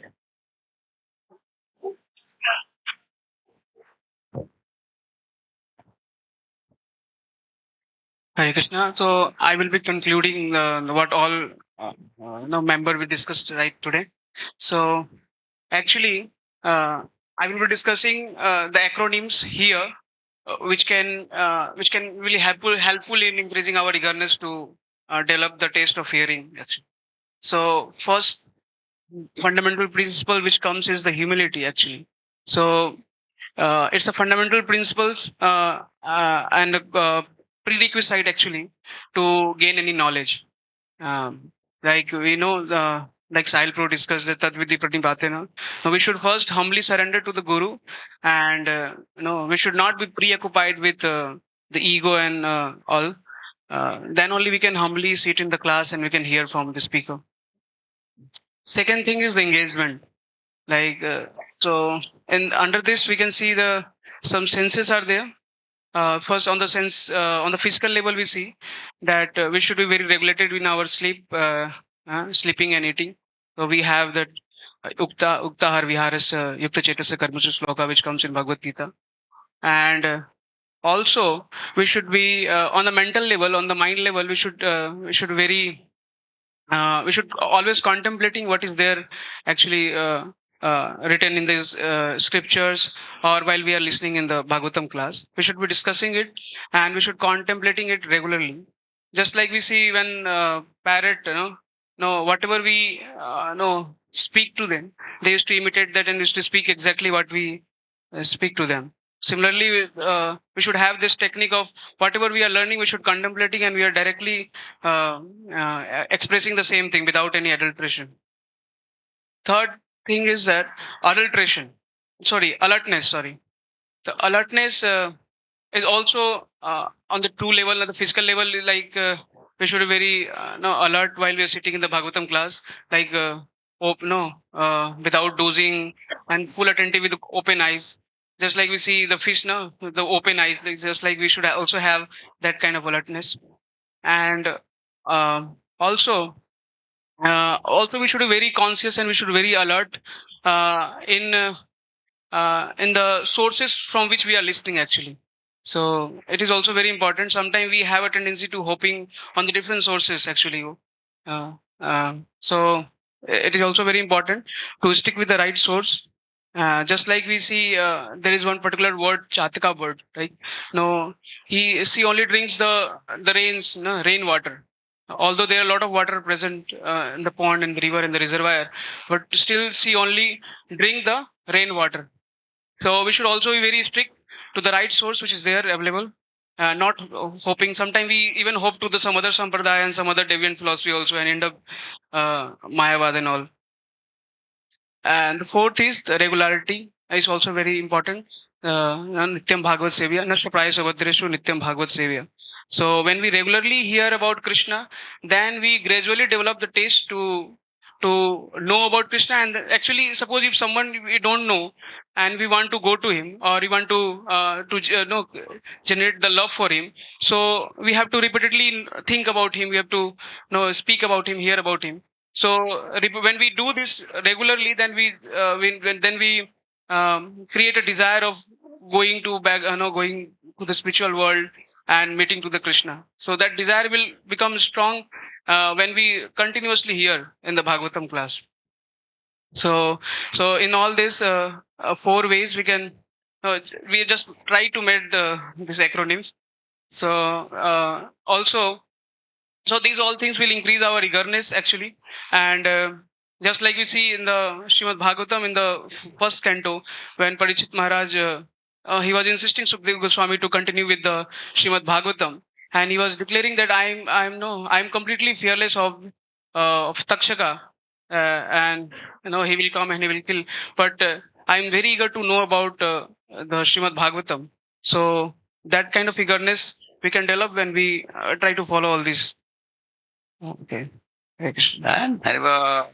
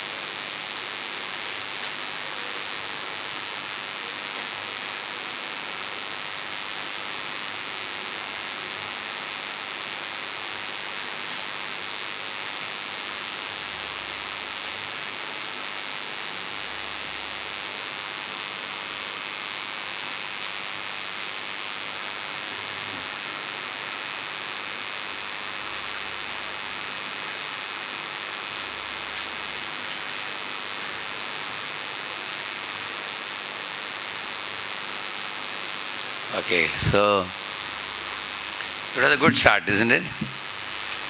He spoke about the importance of hearing, how to wake up a sleeping person by sound. It was nice. If you knew this example, you can also say, Prabhupada says, once one Mr. John was sleeping, and then his neighbor was in the next building. He saw some thief broke into the house of John, and was about to stab him and take away the gold. So this friend didn't know, if I get down my building to go to John's house, it'll take some time. So instead what he did, you want to wake up John, can you write the name thief and show him? John is asleep. Even if you touch him also, he will turn around and go to sleep. Best way to wake him up is, "It's John! Thief!" Like that you shout. And sleeping John jumped up when he heard the sound. And seeing him jumping up, thief ran away. And John bach gaya. After that, John's life was immediately saved. Prabhupada tells the story. So something like this thrilling kind of beginning you can make about how you have an alarm clock to wake up the sleeping body. You have a holy name to wake up the sleeping. Like that you can say. Get up, get up, like that it makes sound. That's a alarm clock, isn't it? Wakes up a sleeping body, but the sleeping soul can be woken up by spiritual sound. So Prabhupada was in America, he was telling the hippies how the hippies became happy by hearing the sound vibration. The souls woke up. And what is the song for that? Jiva jago, Gaura Chandra bole, Jiva jago,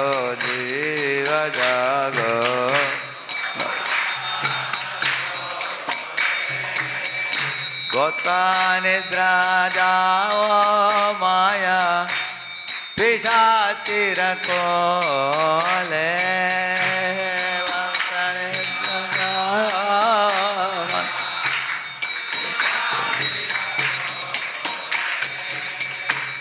भजे माँ भोलिया ये से संसार भीतरे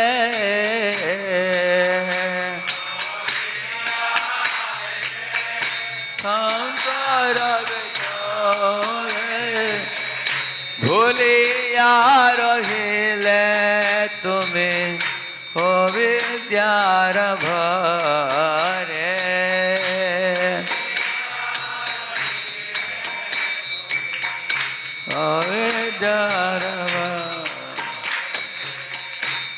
Yenesi aushadhi maya nasi baro lagi Yenesi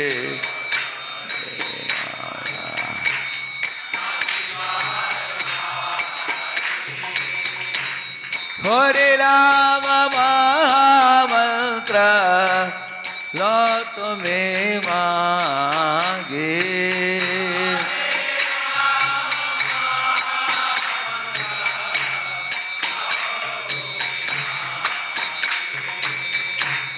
Omare loite ave hoinu avatara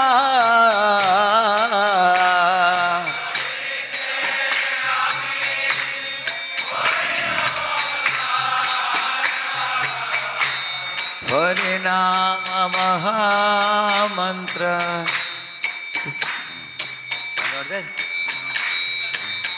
Ami bina bandhu aara ke ache tumhara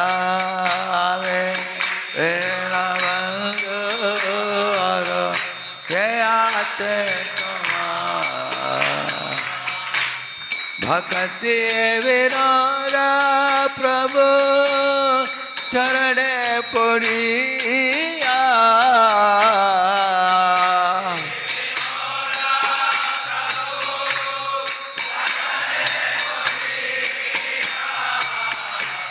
Jai Hari Nama Mantra Loilo Magiya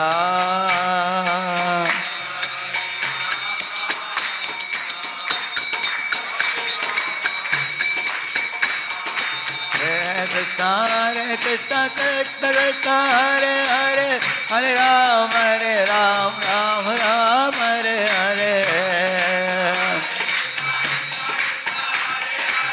Hare Ram, Hare Krishna, Krishna Krishna, Hare Hare, Hare Ram, Ram Ram, Hare Hare.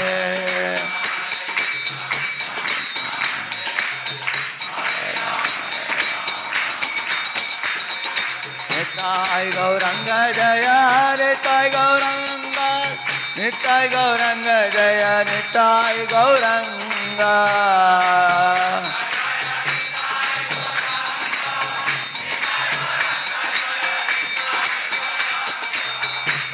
Gauranga Jaya Nitai Gauranga Nitai Gauranga Jaya Nitai Gauranga.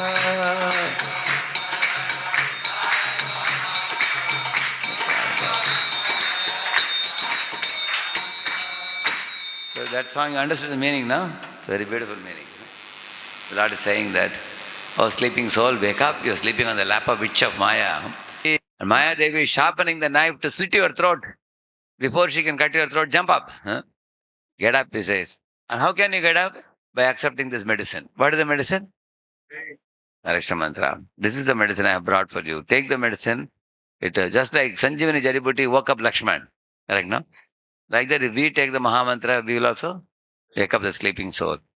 And then he says that, Bhaktivinoda Thakur is requesting, please ask for this holy name and accept the holy name and perfect your life.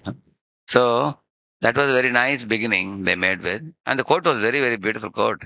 Shutva dharma vijanati, shutva tati dharmatim, shutva jnanam avapnoti, shutva moksham avapne. So, it could be explained a little bit. See, shutva dharma vijanati means what? You can know what is right, what is wrong, what is beneficial, what is harmful, what to do, what not to do. So what will do good for me, what will do bad for me. So that is, viveka buddhi you get. And secondly, tajati durmatyam. You can give up your bad, polluted mentality to exploit and enjoy. Bhoga vritti will be gone and seva vritti can be adopted by hearing very nicely from a guru and guru parampara. And Shutva Jnanam Avapnati. Jnanam is like a light. Just like these lights are on, so you can see everybody clearly. Without the light, it will be pitch dark, it will be fearsome for us. So, knowledge produces awakening also. So, Krishna says, Tesham evanukampartha mahabhajnanajam tavaha nashayami atma bhavasto jnana deepena pasvata. So, jnana is compared to a deepa. And Shutva moksham avapniyat. And this knowledge of the scriptures can liberate the soul from matter, who is now currently entangled. Entanglement is suffering. Summer season we are sweating, winter season we are shivering. Shita atapa, bata barishana, yedana jamini yagireses. So you can get out of the situation. So that was nice quote. And the good narration of Gokarna and Dundukari also. But I have written, no need to put the picture of not Dundukari, I mean, this Gokarna throughout. Because people thought you are going to show something else, you didn't show. Because people are curious. Once you put a picture, they wonder, what is the next slide? And only Gokarna with the horn. So it will be nice to, instead of that, you can put some bullet points one by one. Okay, first he told about Gokarna, Dundukari are brothers. One is a good soul, one is a bad person. And actually, Dundukari was such a deadly fellow. At one time, he had relation with 5 prostitutes. One day, these 5 prostitutes joined hand together and they told him, see, today, if you don't bring the necklace and bangles and the nose ring and earring of the queens and give us, we are going to, all of us will go away. And you will not have any of us to support you, they said. So in this way, I can go on or we have to. Yeah. So, and he became frightened. So he went to King's Antapur and stole everything, and huge quantity of gold and silver and diamond he brought. All the prostitutes wore all those things and became happy. But then they became worried also that if this fellow is caught by the police, we will also be caught. So we will kill him and then we will escape from this place. So they roasted him on fire, jinda, alive. They practically put him in the fire. All 5 of them together killed him. He was screaming, Ayoma, he was screaming. He could not escape. Therefore, he became a ghost because he was killed alive. He didn't die naturally. And he was hanging in a tree upside down, the garden. One day, Gokarna went to the garden. He was reading a scripture. The brother called out, Brother, Gokarna, save me, she said. Wondering where is the sound coming from. Then he saw And then his brother Dundukari spoke to him, please go to all over India, the Bharat Desh, go to all Chardham Yatra. Ask the Brahmins, what is the method of delivering a ghost? Huh? So when Gokarna went and asked, Gokarna was a very saintly child because he was born from the mango given by the sage. Huh? He was a saintly child. So everybody said, Srimad Bhagavatam for 7 days study, that will liberate this ghost. Huh? So he came back and arranged for that big assembly of Bhagavatam to be recited for 7 days. Huh? It was done. Dundukari was the most attentive, as they said. Jai Shri Shri Gaunata ki, Srila Prabhupada ki. So, and the conclusion of the story was brought out very well. Huh? Vital lesson which audience was put to thinking. Very nice. Many of them answered also. Very good. Actually, every day one knot broke. Seventh day, 7 knots broke. So, and when the Vaikuntha airplane came, people thought it is going to take Gokarna, they thought. But then the Vishnuda said, we have come to take Dundukari. They were surprised, the people. After Dundukari, ascended the plane, he picked up the flowers and offered it to Gokarna, circumambulated him 3 times, offered namaskar. Thank this brother, you are my guru, he said. Because of you, I am delivered now. From such a low class, being a ghost, now I am given a position in Vaikuntha. Thank you, my brother. This Bhagavatam recitation is extraordinary. The heart became completely purified. So when he was about to leave, after he left, all the people asked Gokarna, sir, he heard Bhagavatam, we all heard Bhagavatam. Why is it that we could not attain the Vaikuntha while he attained? What was the flaw in our hearing? He said, you guys went in between to drink water or want to pass water. You were not attentive. Some of you said, I'm going for drinking water, you never came back. Isn't it? So, your attention was not very. Some of you are looking at the watch. You were too much worried about your own other things. But for him, he was very desperate because he wanted to get out of ghost body. He heard every bit of the Bhagavatam I spoke. So, then all the people said, okay, give us one more chance. So then, second time, one more katha was arranged. 1,000 people attended. This time, everybody brought a water bottle also. Therefore, I carry water bottle also. I always carry. Because if you go and don't come back. So, of course, and also nobody got up. Everybody was attentive. They brought the notebook, pen, everything they noted down. Then the second time when the Bhagavatam concluded, 1,000 airplanes came and took all the 1,000 people. This is there in the Bhagavad Mahatmya, you will read that. So the one beauty of the story is that it's a happy ending. Everybody got to go back to Godhead. That was good, nicely narrated. The next speaker, I don't know his name. He was very good gestures and bold. What is his name? Who is that? Jagdish? Jatin Prabhu. Jatin Prabhu nicely presented. And he was very nicely involving the audience by asking questions to them. He is keeping the audience at the edge of their seat, asking many questions. Nice example was quoted. Brahma hearing tapa and performing meditation got Lord's darshan. See, he showed that shloka, Syan Mahat Sevaya Vipra, but the highlight was done only of eagerness to hear. The service aspect was not, that was, Syan Mahat Sevaya was not explained here. Later on, another devotee explained that. Last devotee, I think. Who explained that? You explained that, yeah. So this also is very important. Service attitude. Service to great souls. Was covered by the last speaker. That's a very important topic. Next speaker was a very confident speaker and bold presentation. Who is that? Who? He is the devotee. Good command on the subject. So he was speaking on understanding the urgency to get rid of inattentiveness. Nice examples. Parikshit Dundukari. And then the bumblebee is a humble devotee. So him in submissiveness in the spiritual world, example. Very nice examples. But punctuality is very important for your group. You have to plan your time in advance. If you are delaying program too much, next week's class, some of the boys will drop out. Huh? If you are too late in completing the talk, they will say that, hey, these guys say 1 hour and becomes 2 hours. Huh? So Narada's storyline can be cut short and only vital lesson can be told. For example, instead of reading the whole slide, what you could say, you can say that, what is so special about this Dasyaputra becoming Narada? Number one, he rendered service to the Bhakti Vedantas and won their blessings. And number two, he took the Uchishta, or the remnants left behind by the Bhaktivedantas with their permission, that destroyed all his sinful reactions.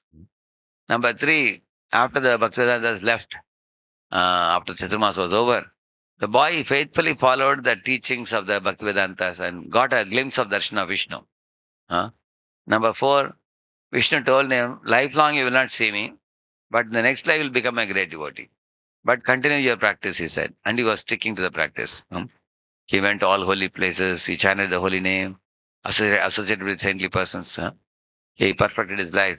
In this way, Narada boy, how he faithfully practiced and attained, every one of us have the same chance. Like that you can say, 3-4 lessons you draw and then no need to narrate the whole pastime.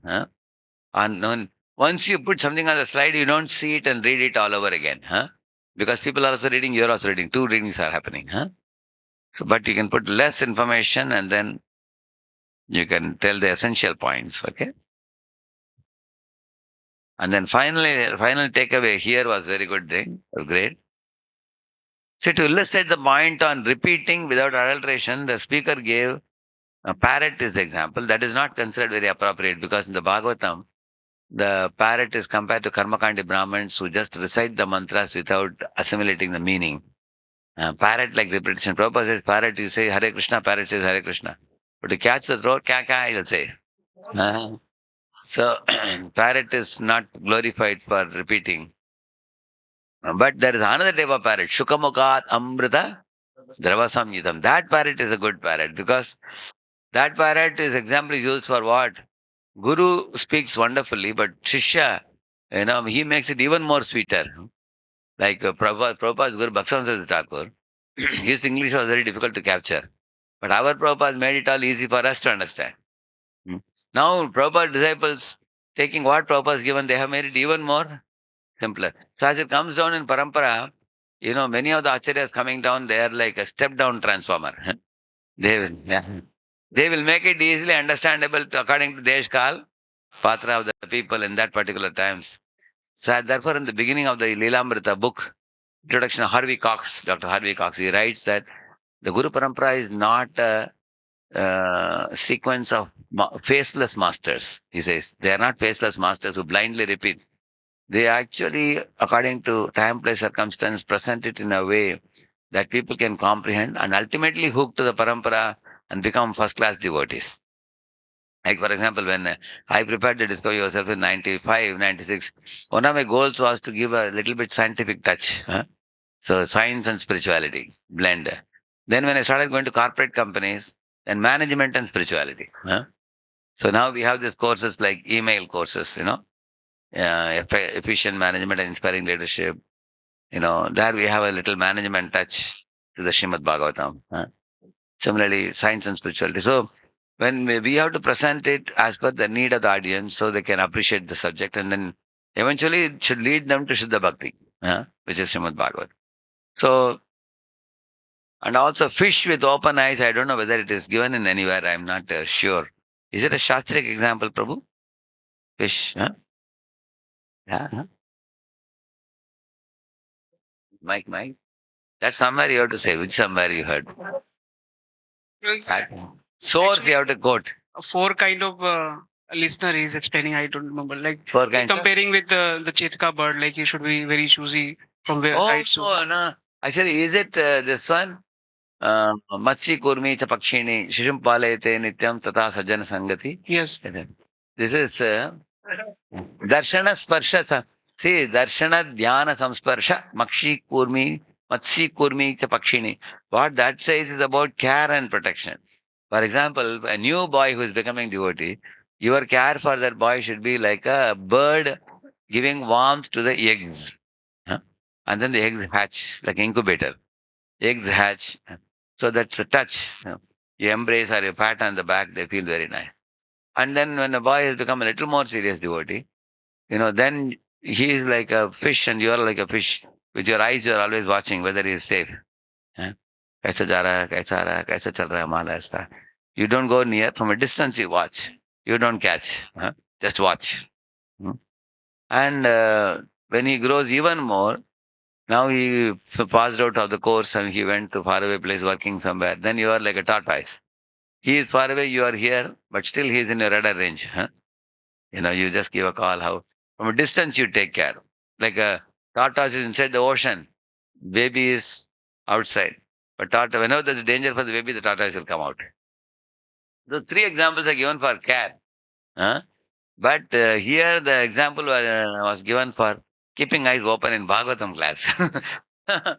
So, whenever we quote any example, we can be caught by the audience. So, therefore, it is always good to quote examples you have heard from Srila Prabhupada. You can definitely, your point is well taken.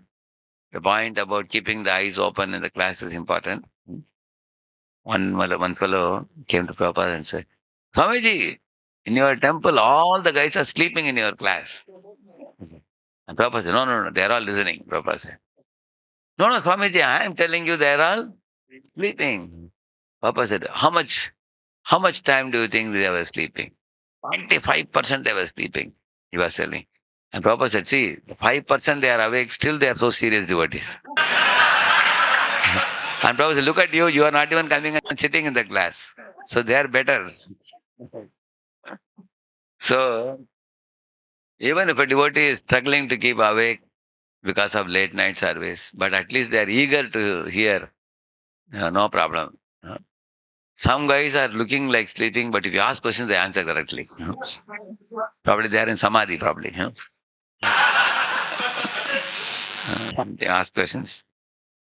Anyway, it was good presentation. They have really brought the things together very nicely.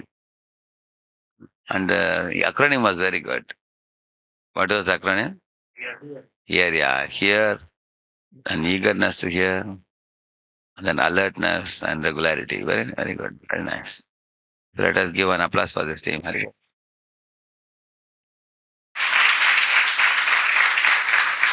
So, today we will stop with this and we will continue tomorrow then further teams tomorrow. Okay? Shri Prabhupada ki